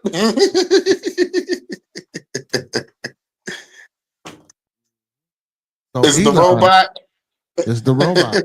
So Elon created a robot called Sophia. I wonder what he know that we don't know. So Abraxas, that's another entity. What do you know about Abraxas, man? I heard of them, and what's real crazy is I heard about all these fucking entities playing Final Fantasy games because like they got some shit talking about aeons and eidolons and like Abraxas is one of the creatures we fight, and there's always these higher ranking boss fights and shit. Sephiroth. Yup. Sephiroth. Yup. That's crazy, ain't it? And what's the name of the game? Final Fantasy. Yep. They had Final Fantasy 16 right now. Like I gotta buy that game. I gotta buy Final Fantasy 16. Fuck the game right now. Fuck the game right now. We on the game. But the title of the game. Do you think people is missing what I'm asking you? What's the title of the game again? Final Fantasy. Final Fantasy. And you say you learned about what through this game? All about the aeons and all the demigods and shit. Yep. Through a game way before I even read about Gnosticism and shit. It's like I've read about these motherfuckers in video games. No. Don't say video game. What's the name of the game? Final Fantasy. So what word do you think I'm hitting on? Fantasy. Shit.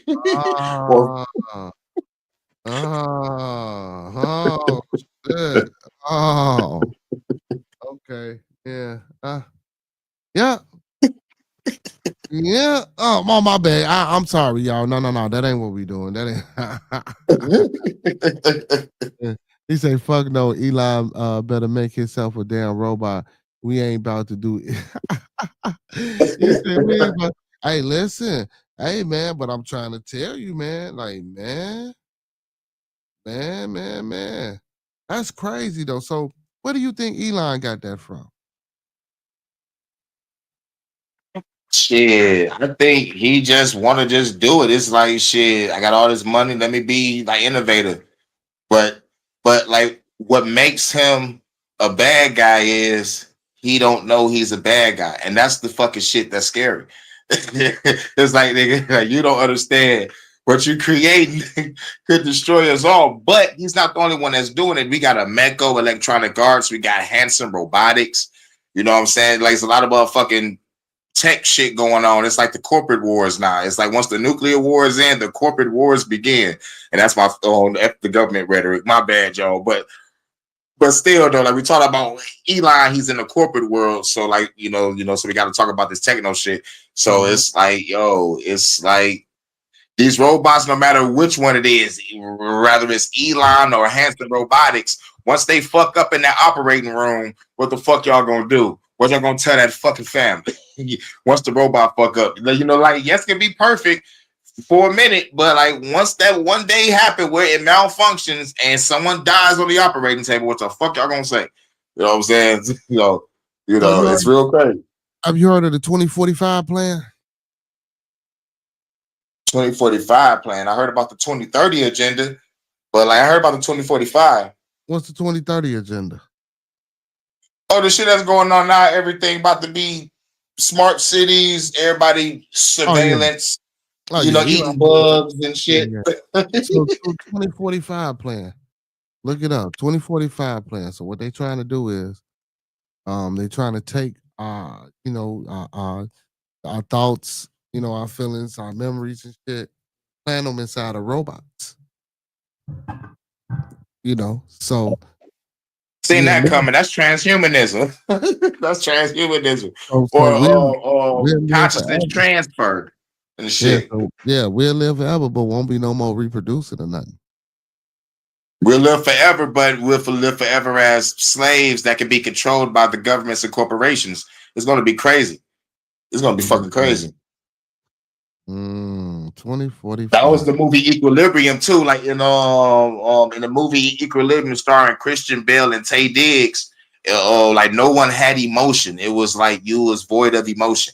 So I was like, God damn, Have you shit, seen wow. Have you seen Mickey 17? Mickey 17. Nope, never seen that. The movie came out last year. So what they did was they transferred your consciousness onto a brick. And every time that you died, they send these people on space missions and shit like that. Every time they died, they retrieved the body and they used the old body to make a new body. And all they did was take your consciousness from the brick and upload it back into this new body. They had a machine that made a body from your old body parts. You know what I'm saying? But they had, as a matter of fact, they had to retrieve it because it was a chip implanted in it. You know what I'm saying? To put the shit back on the brick so it can put it back into the new body that it made. A movie called Mickey 17. It was more or less a comedy, but that shit there, like the fact that they put that shit in a movie, well, I ain't saying it's shocking, but I'm like, shit, that's what they doing. And you hear about the 2045 plans? And man, and I don't want to knock my people, but then you get the movies like Get Out. I'm the shit.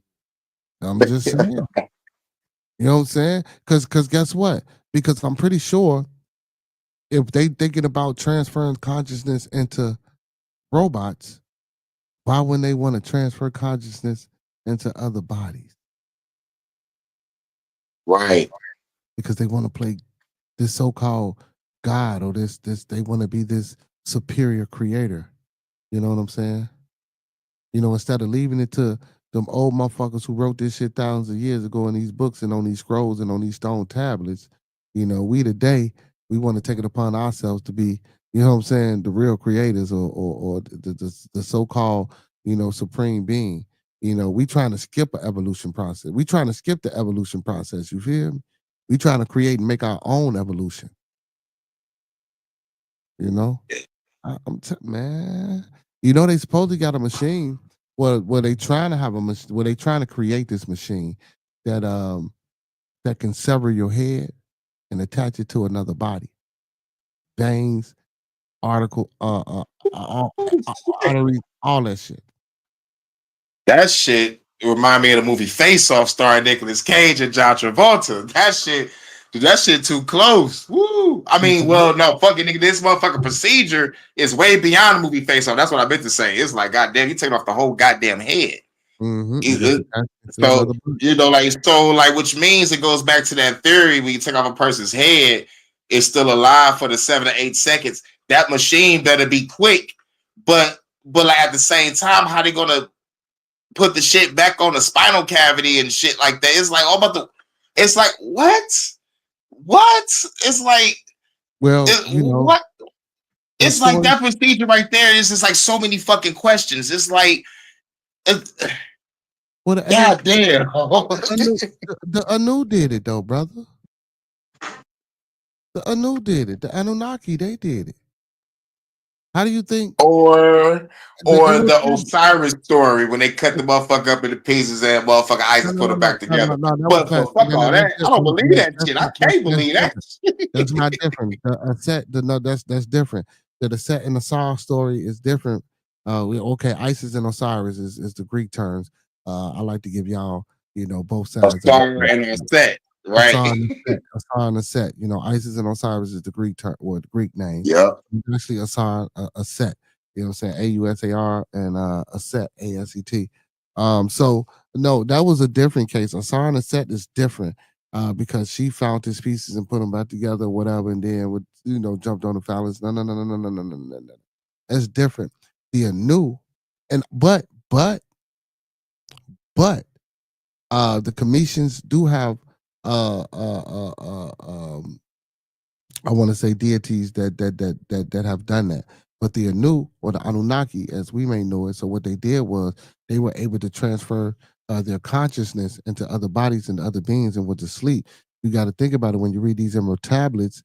Even though I think it's preposterous. Well, you know what? Listen, if we can fathom a God, why can't we fathom a motherfucker living for 16,000 or ruling? Because they have a list of kings who ruled for the 16,000. Right. So they was Yep. so it talks about how they were able to transfer their consciousness into other bodies or other beings. They were making bodies and they were transferring their consciousness into these other bodies. Once this body or once this physical thing tore down, you know what I'm saying, they were able to get into, you know what I'm saying, something else. You know what I'm saying? So that's the same thing. It's the same thing. You know, same thing.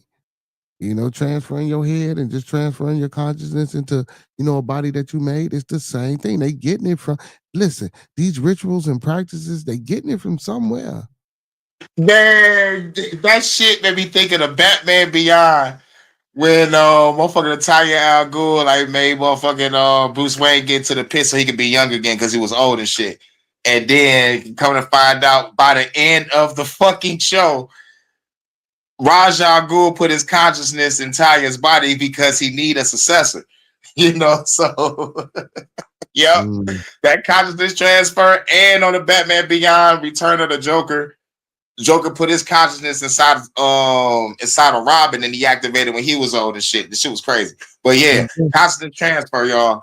and then we've been seeing it before we started talking about this. But when you don't see signs and symbols, and we don't have these type of discussions, we don't know. So there are multiple practices of the voodoo culture, or hoodoo or voodoo as we may know it. The first time I ever seen this was on Chucky, when Charles Ray took that dog. Yup. Converted that consciousness to the goddamn dog. That shit, classic. Classic. And that's the scariest Chucky, the first one. Put that shit right in your face, didn't they? Motherfuckers ain't know what voodoo was. Motherfuckers ain't never heard of voodoo or hoodoo. Ain't know what that shit was. They put that shit on TV like a magic trick. Yup. Now, my thing is this. If we get so many people, because I might say this shit is a fairy tale, all this whatever, right? But there's a lot of people that believe in it. But if they putting that shit out there and enough of these motherfuckers believe in it, something might have to be true about some of this crazy spooky shit that we be talking about. Oh yeah, hell yeah. Hell yeah, because the secret societies that's not so secret no more, they still doing rituals. so it's like it ain't no such thing as a secret society. Secret society, right? Because it ain't secret no more, right? Exactly. It never was a secret, because if it was a secret, would nobody been in it? It's only a secret. You call it a secret because you ain't privy to get in. That's not a secret. You just ain't worthy. You didn't meet the suitable proficiencies. You didn't show your right, or have the money, or have the $1,000 entry fee. because these secret societies, that too, that too. But these secret societies, these so-called secret societies were nothing but initiates of the mystery systems of Alkebulan, or Africa as you know it. You know what I'm saying? These rituals were king-making ceremonies. And you had Europeans from all over the world coming to study, to learn these ceremonies and these rituals. And they took it back to their cultures. You know what I'm saying? Yep. Yeah. Like, look what I learned over here. and then they put it out and see, and then we don't see, and this is the sad part about it. And when they do, and they come and get it and take it and bring it back to their culture, guess what they do to them? They kill them. They ban them. They call them crazy. They commit them. But at the end of the day, they only did that shit so they can take it from them and use it against the people. Yep. Facts. That's what they did to them original Europeans that went over there and studied in Timbuktu. When they went to this with the Nova, I don't. Did anybody go into Central? Let me see. Yes, Plato. We got Herodotus. We got white banana. No, nobody. No, but see, and that just goes to show you the vast intelligence of that place, bro. They never went deep in where it came from. You know what I'm saying? Because you know they like to get the Egyptians with the credit of being the most supreme society ever known to man. But guess what? They were a learned society. They learned that shit from the Nubians. It's a book called African Civilization, Myth or Reality by Anti-Check Diop. Get the book. I got the book. It's a good book. Check it out. You know, and it goes into these things. You know what I'm saying? Listen, it's books out here for this shit. You know? And if you don't understand, guess what you can do? You can come over here and say, Bearded, look, let's read this shit together. Let's open it up. You know, and I tell everybody, man, when you're reading anything, even any of the stuff that we're telling you to look up, even any of the books that we suggest and subscribe that you get, make sure you get a pencil, pen, a Mead notebook. So as you're reading, you can write things down. I don't like writing in books. I hate giving out my books to certain people and they write all in my shit. But get you know what I'm saying? Get you some paper, man, a notebook, man, and keep track, keep records, get into dictionaries, man, get your encyclopedias, man. You know what I'm saying? And not only that, because those things is going to reference you to other books as well. But, you know, that's just a start. You know what I'm saying, bro? That's just a start. Because I tell everybody this, if you write a damn paragraph out right now and you get a dictionary and you write out the definition to every word and you match that with the words that you wrote out in the paragraph, minus the definition, just the words, you'll be like, don't none of this shit makes sense. None of this shit makes sense. That's because we don't have a language. But people like to say they're indigenous of America and want to say the language that we speaking is the original language. Y'all are fucking fools, man. I ain't knocking you for wanting to be an Indian or whatever you want to call yourself. But if you're going to call yourself, know your origins. That's all I'm saying. And if you know your origins, even if you can't speak the linguistic language, the linguistical language of your people, learn it. Keep it alive. At least learn how to count to 10 in that motherfucker.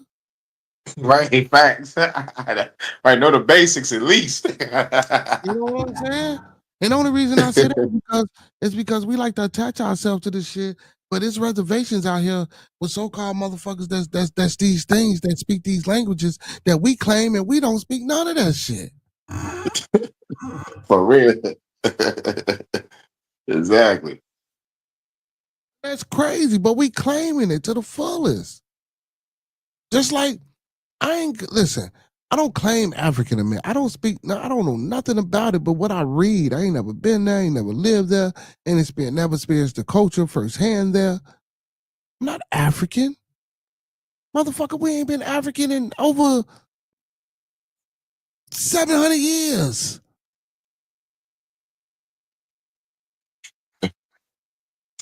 God damn. And if you was native to this land and you know this your land, when you have something buried or something somewhere, a scroll or something that's got the original something on it the motherfuckers will know about, that links to you, besides you telling me that your grandmama told you some crazy shit? And I'm not saying everybody wrong, bro. Listen, I believe we are a melting pot. But there are things that, listen, yes, you got Indian in you. Yes, you got white folks in you. Yes, you got African in you. But what are the percentages? That's what I want to know. And if you don't believe in DNA and if you don't believe in that shit, if you ain't built no time machine to take me back, you know what I'm saying, to see that y'all motherfuckers have feathers in y'all head, because most pictures of natives that I ever seen that's in the Library of Congress, because y'all can go on the Library of Congress and get film, get papers, and get books. They look like Africans to me. So in order for that to happen, motherfuckers had to migrate. Just like like I told y'all to watch The Last Kingdom, or it's a lot of the Viking movies. Like they traveled from Finland over here and ran into some natives and mixed with the natives and started a whole new culture and bred them out. Just like Bad Conduct. I had him on the show. He from New Zealand. He said they've been colonized by the Commonwealth. He said, man, they didn't bred them out over there, brother. They have bred. He said that they have bred the indigenous and the culture out of New Zealand. That's wild. You know what I'm saying, Pastor? That's wild. For real. Bad Conduct, man. He'd been on the channel a few times, brother. Matter of fact, the very first Bearded Tabernacle that I did, he was talking about this. They have bred the indigenous and the culture out. And I spoke about the Vikings. If the Vikings could travel in them little ass boats, why couldn't the so-called Africans migrate and travel? If it was a Pangea, so to speak, you fuck around and you have to hit the water. Right. I'm just saying, bro, but you want us to believe that the Romans and the Greeks and the Assyrians and all these motherfucking march for 30 days and 30 nights and wasn't tired and still fought a motherfucking battle in a war.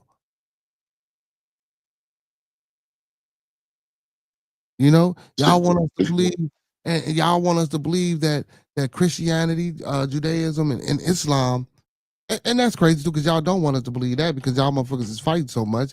But who's going to step up and say that all three are Abrahamic faiths? Who's the one that's going to step up and say, we doing away with all this shit because it's one and the same? Then I say we can have some monotheism, but until they get rid of Allah, Brother Jesus, God, Sophia, Abraxas, Lil Tony, Pookie, Ray Ray, Keisha, you know what I'm saying? Isis, Osiris, Thoth, Set, all them motherfuckers. I'm just saying, bro. I don't mean to curse y'all. I do apologize. But until we do that, like come on, man. Like we fighting a losing battle, bro. From the jump. How we even like these symbols that's behind me, y'all? How are we even going through any of these things when they all are Abrahamic faiths? And Abraham ain't behind none of this shit. He from Iraq. He believed in Anunnaki.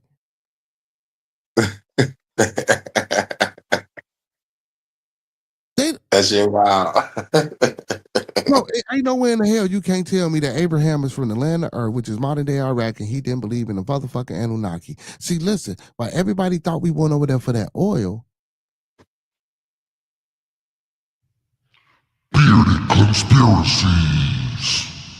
we went over there. We went over there to capture them treasures and them tablets and things over there. That's what we went over there for. If I heard they fought a giant in one of those caves, allegedly, you know, some soldiers ran into a fucking giant. It was lighting that motherfucker up, and they was eating those bullets. They're like, oh shit, I need to go back to that story. Like, whoa, wait, hold on. Mm-hmm. That shit was wild. This ain't no old shit neither about that giant, y'all. That ain't some shit that happened 100 years ago or 50 years ago. Right, I was in Afghanistan during the fucking war. No, but this is what I want people to believe. This ain't no 100-year-old, 50-year-old, you know what I'm saying, 30-year-old story. Well, it might be. Well, yeah, we might because the time and flew. But this is some recent shit. This is recent. Yeah. within our lifetime. This is within our lifetime. You know what I'm saying? I just don't get it, bro. All these things are Abrahamic faiths, but they all fighting. They all fighting. And again, Abraham wasn't even from none of these places, bro. He was from over there in Iraq and Iran. They had a whole different understanding. Apparently, if these emerald tablets ain't fake, right? Right. I'm just saying, because shit, who says the Dead Sea Scrolls? Like, come on, man. Motherfucker was Right. playing through a rock in a cave, and then all of a sudden he heard something, went in the cave, and I mean, come on, man. Right. Right. That story is crazy. Come on, man. Threw a rock, Come went on, to man. a cave and saw some And, shit. and then the emerald tablets is wrote in cuneiform. And again, see, and this is why I ain't believing in that shit neither. Because guess what? I'm gonna stick. I'm only talking about it because we, they saying they didn't decipher and translated and da da da da. And don't forget about the Rosetta Stone. You know what I'm saying, right? But Right. come on, man, motherfucker had a stick and some wet clay and got the sticking in that motherfucker, and it dried up, and you motherfucker say it's cuneiform, and it's telling a story. Man, y'all gotta be kidding me. No, I'm saying, Pastor Kane, for real, bro. If me and you right now go get some fucking wet clay and get to stabbing it, bro, and shape it and put it out there, man, and let's just say 200 years later, man, motherfucker gonna say, oh man, this must have been a lost ancient. What the fuck? No. Right. We can find this shit right here on Bearded Tabernacle. We made our own, you know what I'm saying, language, man. Right now, that's all that Now listen, now, could it be actual markings? Because Masons used to put a mark on their work to identify that work in order to get paid. In the building of many temples back in the ancient times, they employed different builders, and different builders did different work. So in order to get paid for your work, because you don't know, because I'm not gonna say it was slave, but just due to the fact that there was so many people on one project, to get even or equal or even compensation, you had to leave a mark on your stone. Hence, that's where you get the cornerstone from. And when you see a lot of cornerstones on buildings, it's usually marked, date, time stamped, and shit when that building was erected. Yep. Yeah. You know what I'm saying? And man, what's your beef with the Rosicrucian people, man? What? Yeah, man, I heard you talking about my peoples earlier, man. No, man, I was just calling out all the secret societies. All the societies that's not so secret. Yeah. I was just putting everything in context. No, I think I mentioned them when I have an artifact or some shit like that. I don't know.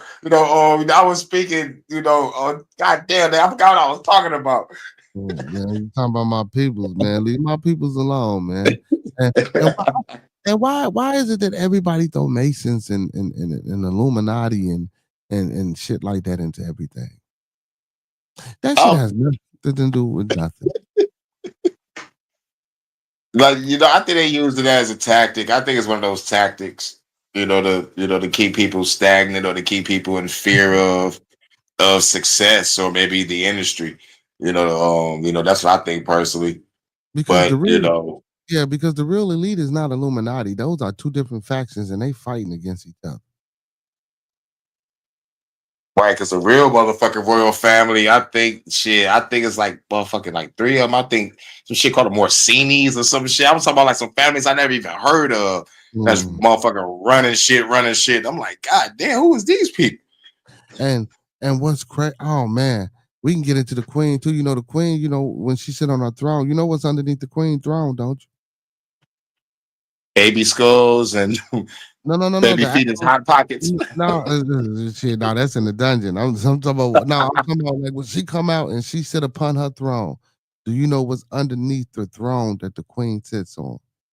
Nope, I don't know. The rock of the broocher. And where do you hear about that rock? Rock of the brooch. No, the Rock of Gibraltar. Oh, the Rock of Gibraltar. Wait a minute. Did they steal that? Hmm. So we gonna. So, but who in the Bible is best known for that rock? Oh, talking about the motherfucking Jesus rock when he prayed on? No, who went to sleep on it? God damn, I forgot the nigga name. You know what I'm saying? He went to sleep on it, man. He went to sleep on the rock. Come on, man. You know this, Hurricane. You know this. You know this. I'm trying to think of like who was sleeping on rocks. Like it's fucked up that the only thing that's coming to my mind is that Jesus fucking story when he told motherfuckers not to go to sleep. And he was praying at this fucking rock or some shit like that. I don't know why that's in my mind. But somebody slept on a fucking rock. Let everybody know what it is. Was it Isaac, Abraham, or Jacob? You close? Isaac, Abraham, Jacob, Esau, No, Saul. no. You going the wrong way. You was close. All right. So okay, Isaac, Abraham, Jacob. You close. You won. Jacob. Pick one. Pick one of the three I just said. Pick one. Fuck it. I'm gonna just say fuck it, Jacob. And you're absolutely correct. So Woo! that's how she claims lineage and ancestral or ancestry to being on the throne. Because that's the line of the family, baby. That's the line of the family. That's where the kings and shit come from. That's the line of the family. I don't know how they get picked. I ain't gonna tell you. I ain't gonna do that. I don't know how. You know what I'm saying? That they figured that out. Just like they discovered that it's they discovered some answers. Well, I don't know how true this is because I just don't know. But they say it's a small community, brother, that are the ancestors of Brother Jesus living today. I heard of the Haile Selassie story in Ethiopia, but yeah, that's the only one that I know. And I think the Merovingians. Yeah, the Merovingians. I think I only heard them. Yeah. Now Haile Selassie, that shit is it, man. Come on, man. Right. Like, I only heard two. Only heard the Haile Selassie and the Merovingian shit. That's all I heard. We'll tell the rosters up another day, but come on, listen, and it's not to be disrespectful, bro, because because again, my main thing is why is it that everything else is mythology? Right. Everything. It don't matter. Everything else is fucking mythology, but they want us to say that Jesus and God is the only thing out there. Right. That's discrediting like everybody else that's growing up in their own religion in their own respected countries and shit. But hold on, every religion in their respective countries are still Abrahamic faith.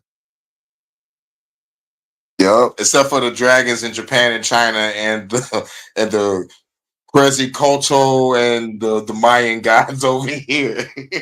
But you're right, like over there in that region, all Abrahamic faith. Yep. So no, because guess what? Because even when you get into the Quetzal and you get into the Incas, the Mayans, the Aztecs, you got to think about it. A lot of the understandings and teachings and mystery systems that they have even come from the continent of Alkebulan. Or they say, they try to flip it and say, you know what I'm saying, everything on that continent, you know what I'm saying, they got it from over here because it's a Memphis over here, it's a this over here. It came from Atlantis. This shit wasn't from Atlantis. There's some stories I read. Motherfuckers, they left Atlantis after that shit crumbled and it just scattered all over the place. That's what I heard. That's one of the stories I heard. Yeah, man, this should be crazy, but yeah, it's crazy. But now even Taoism, because you got to think about this. A lot of the people don't know this. Sambo. Who do you know Sambo to be? Only know two Sambos: the Sambo of the black exploitation and the Sambo character. I think it was like a fighter or some shit. I'm not really sure. So, ancient Chinese had a god, a black god called Sambo, who they worship. Oh, that's what's up. And some still worship to this day. To this day. But when we hear about Sambo, we hear about this shucking and cooning and jiving. Yeah. Just like Europe is named after what? Black goddess. Europa. Stop it, man.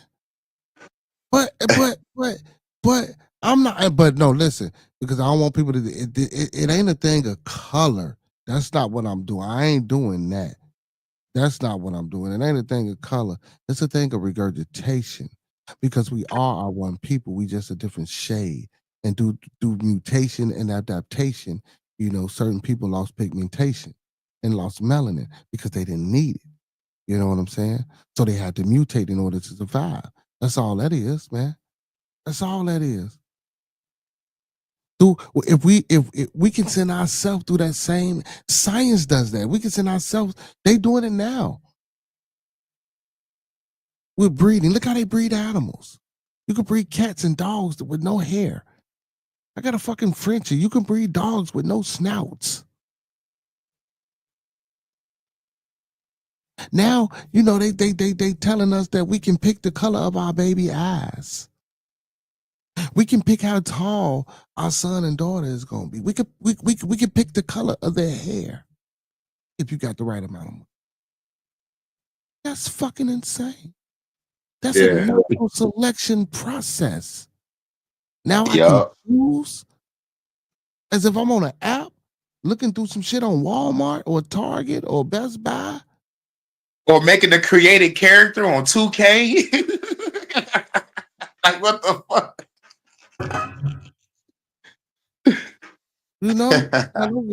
See, now that's why, I talked about agnostic and Gnosticism, because again, one is we shouldn't even be trying to figure it out.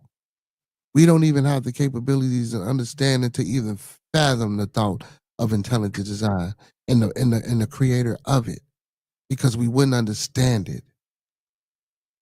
Versus, oh, well, no, we're understanding. That's why we do the things that we do to try to find out. No. It ain't meant for. Did God come down here and tell you, or any whatever the fuck? Did anybody come down here and tell us to listen? I need you guys to make books and control people and say that I exist and to do this and talk to them like this and show. No, and then nobody do that shit. Did nobody crack the sky and come down here and tell you that? That's some shit we did on our own because we didn't understand nature. So we had to make up something for it. Oh, that's thunder. Oh, that's that. Oh, it's raining. Oh, that's that. Diseases and shit and illnesses that we got. We didn't know. Oh, so he's possessed by demons or this, that, or that. They got recorded history of us doing brain surgery. Brain surgery. With the tools.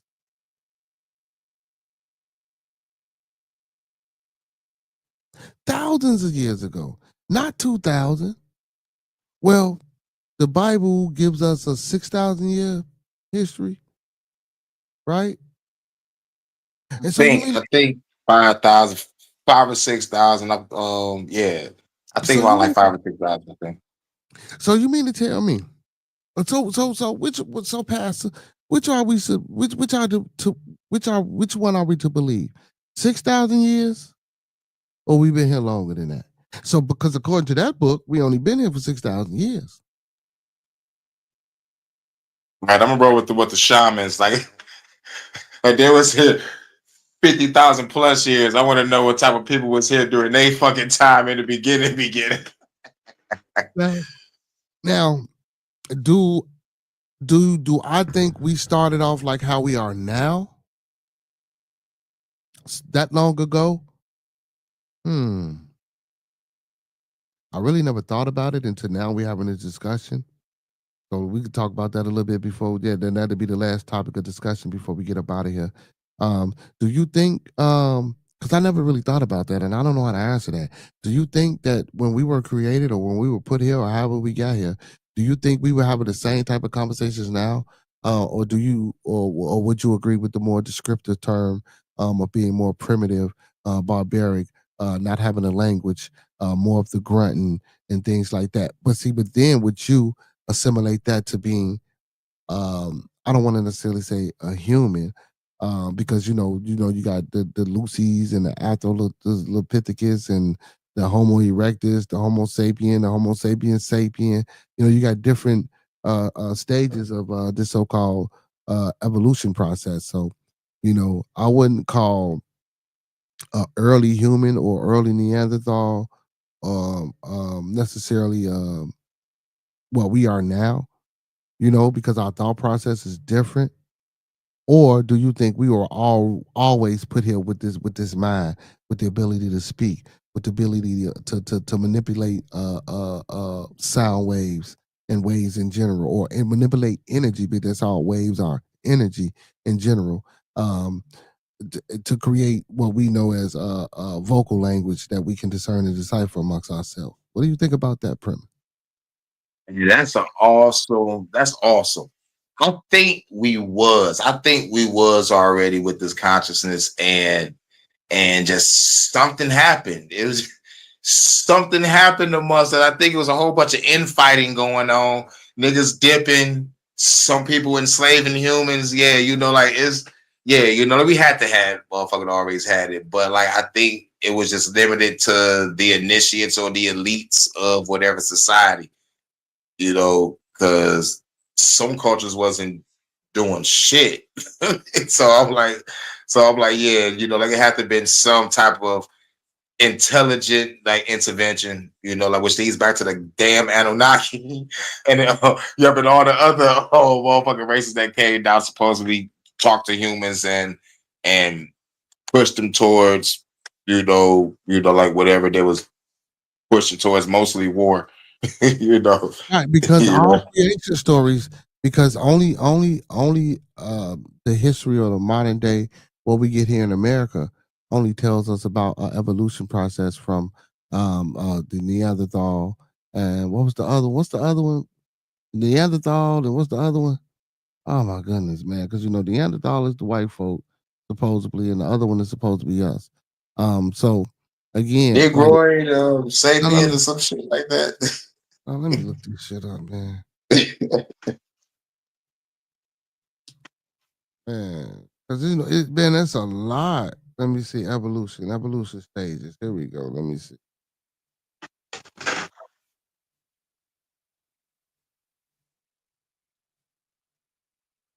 Okay, evolution stages of man.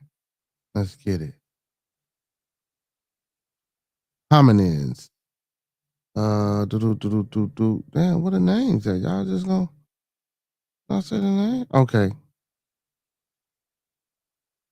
Australopithecus, Homo habilis, Homo erectus,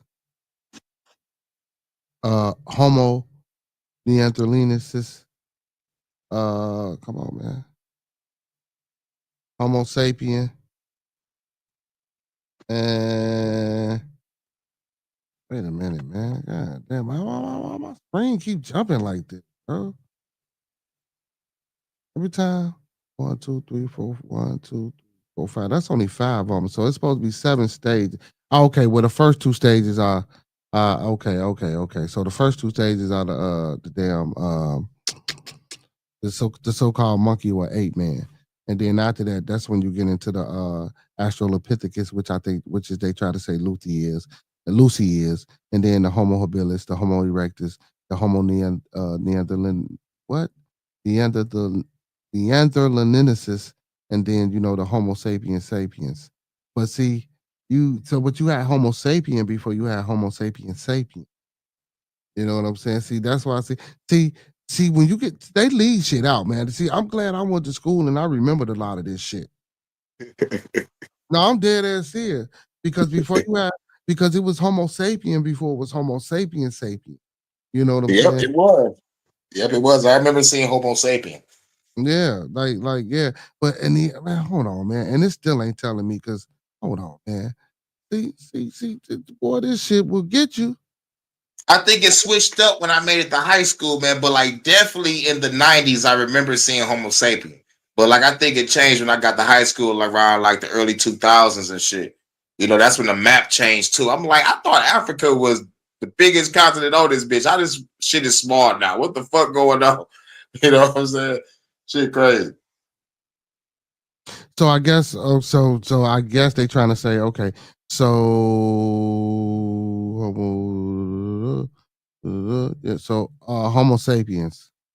So I guess we would be the Homo sapiens and white folks, which is Neanderthal. I mean, yeah, well, I'm not just, but they say white folks are Neanderthals and we are Homo sapiens. So I mean, what is it? Yeah, Homo sapiens. Right. So, but again, and they trying to say we have a common ancestor, which is Lucy, which is Australopithecus. You know what I'm saying? So, meaning that Australopithecus was first, and then you have, as we evolved, we up the bed. See, but then that's even crazy. Dude. That shit still don't make no sense. Because because they said Neanderthals went to one part of the world and Homo sapiens stayed in another part of the world. And then when we came back and met each other, it was a battle. No, first they said it was more of a trying to understand. First it was some differences, but then it was trying to understand and live with each other and mating with each other and shit like that. And I guess through that process of natural selection, we seen shit went right and it went going bad, and we were the mightier people. We took over and we started to kill them, or we killed them off. That's just one plan or one theory. Or they left once they left out of Africa, they all died off because they couldn't keep up with the conditions and they couldn't adapt. It's a couple of theories about what happened and how the Neanderthals died off. Because if it was an evolution process, they should have still been evolving too, right? Exactly, because I want to see that process firsthand. Why the scientists ain't showing that shit on the fucking history shop? Like, that's what shit I want to see. Like, nigga, how's the evolution process coming along, people? And then tell me this: why are dolphins and whales mammals, and they're in the water, but when you bust that nut in that seed under a microscope, it looks like a tadpole. So yeah, and that's the same with like when when you in the room and shit. Like you don't start off with your legs. It look like you got a fucking like a long ass alien tail and shit. So it's like, yeah, what the fuck is going on? So are we fish or are we monkeys? Which one is it? Or Monkey fish frog. or we can say one come from monkeys and one come from fishes. Yeah, it's that monkey fish frog part that just gets me, dog. That's why South Park was tripping on this episode about evolution and shit. It was like, nigga, I don't give a fuck about no fucking monkey fish frog. I'm not about to teach this shit to my fucking class. See, like, but I only say that, bro, because when we talk about life and when we talk about things coming to life or being in existence, it's always a perfect creation. It's always God created humans, and we were humans. We already had the ability to think, the ability to create, and the ability to do things as long as we were under his or her control. Same thing with the Anunnaki. Same thing with the Commission folklore. Same thing with North mythology. I hate saying. See how programmed I am. I keep saying North mythology. Same thing with Norse religion. You know what I'm saying? All religions, when we were created, what no damn Australopithecus. What no Homo erectus. What no Homo sapien. What no Homo what is it called? Neanderthal. Neon Genesis. Neon Genesis Evangelion. Just like an anime cartoon. Yeah, our creation starts with us being like how we are now. All creation. And don't nobody listen. And I don't do this to poke holes, bro. Because a lot of people be like, oh man, you just up there. No, I don't do this to poke holes, bro. Because at the end of the day, or I might have an experience that might change my, you know, I might come on this bitch next Sunday and say, Hurricane, all that shit I was talking for the past 4-5 Sundays, I was lying. So I didn't know. You know what I'm saying? Because I didn't sink the light. And let me show you how to see the same light. We don't know, right? Right. We just don't know. You know what I'm saying? Just don't know. Hey man, the pastor and the archbishop didn't come in tonight, man. I'm kind of disappointed. But I'm glad my brother Pastor Kane was in the building, man, with the bishop, and he helped hold it down for the night, man. We've been streaming for about 4 hours, man. Yeah, man. Hey, listen, when it's good discussion and good topics, and you know the way we've been bouncing around, you know, man, I love these type of discussions, man. I love these bills, man. Big up to Miss Vanna, Miss Crystal is cool, Miss CC, Jordan, DJ Overtime in the chat tonight, man, for chiming in. You know, with they comments and things like that, to extend and give us a different look and different opinions and different views and understandings on you know what we talking about, because we running the show up here. So big ups to them, man. Big ups to my brother Pastor Kane, man, for coming up here and assisting me, man, and dropping I'm sorry, because we don't drop nothing. We don't drop nothing. For bestowing, for coming up here and bestowing bits and pieces of factual information and knowledge, you know, that he brought to us today on Bearded Tabernacle, man. That's good. That's greatly appreciated, man. I love it when like minds come together, brother, and we can just flow and talk. You know, even with the difference of it. See, and listen, y'all, let me tell y'all, this is a prime example. Even though we agree on a lot of things, we disagreed. We disagreed on a few things, or we had different viewpoints. What did we do? We didn't argue. We didn't get mad. We didn't say you. We talked it out. Right. Yep. Sharing perspectives and fuck around and find a new perspective of truth and just go down that route. Like, oh shit. You know, you made me say, you made me retract. You know what I'm saying? And I made him say, well, damn, you know what? But okay, well, I'll take it from this part, but on the second part I don't know about. But that first part you said, yeah. See, that's what it's about. Yep. That's what it's about. It's not for you to come up here and get emotional, get in your feelings, and say, I'm talking about your God. I'm speaking out against your religion. I'm not doing none of that, bro. Sis, kings, queens. I'm not doing none of that. Well, we just want y'all to take this ride and this journey with us. And like I say, just open up your mind and open up your hearts. You know, because if you knew the origins, again, I'm asked this question. If you knew the origins of the things that you were participating in, would you still do them? I answered that question and I said yes. Oh man, for show TV. Oh, listen.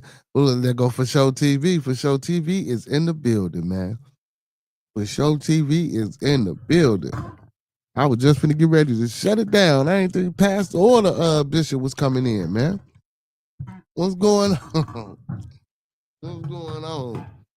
Dude, let me get up out of here. I gotta charge my phone up, and my phone is at 10%. All right, well, look, before you get up out of here, man, I'm finna close the panel down, man. Before you get up out of here, man, tell the people something good, man. Tell the people something inspiring, or give them a Bible quote, or give them a Quran quote, or give them a shaman quote, put some voodoo on them. Tell them something. All right. Well, message. Protect your energy, protect your household, protect yourselves, stay self-aware, keep on using your critical thinking, comprehension, and common sense, and keep your head on the swivel, you know, stay up, stay on your pivot at all times. And this is Hurricane. You can catch me at Hurricane JW2 on YouTube and on Facebook. And you know, this is a Hurricane of Night. Trap this church. Yeah, man. Listen, man, and y'all been tuned in to Bearded Tabernacle, man. I am the Bishop, Rabbi Bearded One, man. Listen, just giving y'all a bit of information, man. We were just bestowing the blessings upon y'all, man. Hey, man, big ups to Pastor Kane for being in the building with me tonight, man. Make sure y'all go tap into Hurricane JW. You know what I'm saying? Go tune into his channel, man. Make sure y'all go check out the Fuck the Government podcast, and make sure y'all go check out them hood services. Also, man, my boy Derek Demore and DJ Designs, man, Spin the Block Media, they was on tonight, man. They had a hot little show, man. Make sure y'all checking them out every Sunday, man. Pastor, I'm about to get up out of here, man. You and the Archbishop, man. Y'all ain't come in like I thought y'all was gonna come in, man. Y'all came in a little late. I got to get up and make them coins in the morning, so we gonna shut it down, man. So all I gotta say is, man, I'm gonna leave y'all like how I came to you, man. He said, my bad, Pastor got the huggy calls and fell asleep. Oh, Pastor got, he got that huggy call, huh? You know what I'm saying? He got, hey, the pastor got the huggy call, man. But listen, man, like I tell y'all, man, every day, man, and every night, man, listen, y'all, let's keep everybody in our thoughts, prayers, views, and meditations. Let's keep everyone in our thoughts, our prayers, our views, and meditations. One last time, let's keep everybody in our thoughts, our prayers, our views, and meditations. And don't forget those 5 key components of life, man. That's love, peace, respect, motivation, and inspiration. That's love, peace, respect, motivation, and inspiration. And one last time, man, before we get up out of here, that's love, peace, respect, motivation, and inspiration, y'all. Hey, man, y'all know what it is, man. If ain't nobody told you today that they love you, we love you here on Bearded Conversations, man. Without y'all, it wouldn't be no Bearded Conversation, no Bearded Tabernacle, no Bearded Studio, no nothing over here, man. We do it for the people. We all about the people. Peace and blessings to the chat, man. I love y'all. Don't forget to like, comment, subscribe, and share the video. Hey, big ups to For Show TV, man. Make sure y'all going in to tap in every Sunday at 4:20 or whenever he go live, man. He got a Fires interview over there with CC, big homie CC, and Do God. Make sure y'all go check that out, man. And make sure y'all go tap in with TMB Monkey, man. And if anybody else, one of my moms got a channel, man, make sure y'all go tap in and fuck with them as well. Hey, the Queen Goddess Miss CC, she got a channel. Make sure y'all go tap in with her, man, and check her out. You know what I'm saying? We finna get her up and rolling and going and pumping, and you know what I'm saying, in a few, man. We trying to get her up and rolling and going. So y'all be on the lookout for the Queen Goddess Miss CC and what she got coming for y'all. But yeah, man, you know what I'm saying? Oh, he say the pastor and the bishop will bring y'all something during the week. Most definitely, man. Bearded Conversation, man. So, man, listen, y'all, we might have a pop-up surprise from the pastor, Pimpin, and the bishop during the week, man. You know, we got Manly Monday, Toxic Tuesday, Wild Ass Wednesday. Whenever y'all want to come through, y'all more than welcome. So since they ain't coming to the building tonight, they will be in the building this week, man. So listen, make sure y'all tuning in, man, for this good information, man, and this good content that we giving y'all, man. Peace, blessings, and love. Y'all know what it is, man. All superheroes don't wear capes, but they still need their theme music. So to all my superheroes, all my beautiful people, and all my Beardonians, man, we out.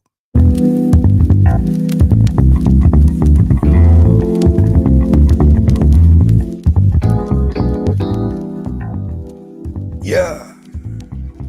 I'm trying to get a job. He won't even pay. Hard work and dedication. Ain't no judgment. We just having conversations. Ain't no need for fun. Hey, man, big up to all my moderators, man, from Lil J Bucks to Master Teacher Remo. And we can't forget about them queens. We got the First Lady, Miss GG Gaming Palace. We got Miss Star Wars Markets LLC, a.k.a. Miss Kimber, y'all. We got Big Dog. We got the beautiful Miss Usher Brooks. We got the Queen, Miss Vanna Black. And last but not least, we got the Queen Goddess, Miss CC Craven. Carefuling, y'all. Hey, and don't forget, don't meet us here, beat us here. Same black time, same black channel. Talk black to me, y'all. Put up someone to teach. See, I've been there and I've done it. This is motivation. Some of y'all might hate it. Hard work and dedication is what you gotta put in. Hey, peace and blessings to the chat, man. Peace and blessings to the family.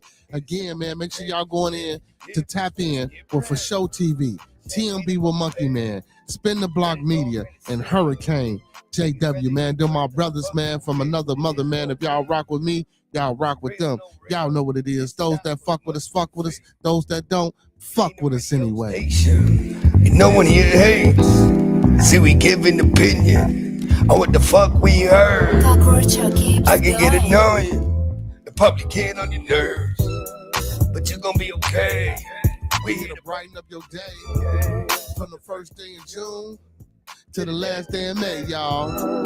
shit, I'm a nigga beer. Shout me out, shout me out. Now we having conversation. Real niggas do real things, 'cause this is celebration. Yeah. Hey man, don't forget, man, if you're ever in Chicago to patronize these 5 melanated businesses, man, that's Dan Soul Food and Bakery, Lynn Chicago Pizza, Urban Lust Cafe, Cafe where grown folks play. And if you get sick, y'all, the House of Health and Wellness, y'all. Hey, and don't forget to tune in every Monday through Sunday, man. We got some for everybody and some for the whole family. We got Bearded Conversations Monday through Thursday, 9 to 11 p.m. Central Time. We got Bearded Studios on Friday, 9 to 12. We got Bad TV. Hey, Gas Chamber Records, y'all, all gas, no breaks, every Saturday, 9 to 2 in the morning. And every Sunday, y'all, we got the Bearded Tabernacle, man, featuring me, the pastor, and the archbishop from 10. I say from 10 to 2 in the morning, y'all. Hey, love y'all, peace and blessings, man. Hey, when we come together, may we always meet on the level. Once we're in each other's presence, may we always be humble and plump. And when we leave each other's presence, may we always put on the square. With that being said, y'all, some more to be, some more to be, some more to be. Peace. Good night, everybody. Hey, tomorrow, man, Manly Monday, man. Make sure y'all tuning in and being in the building, y'all.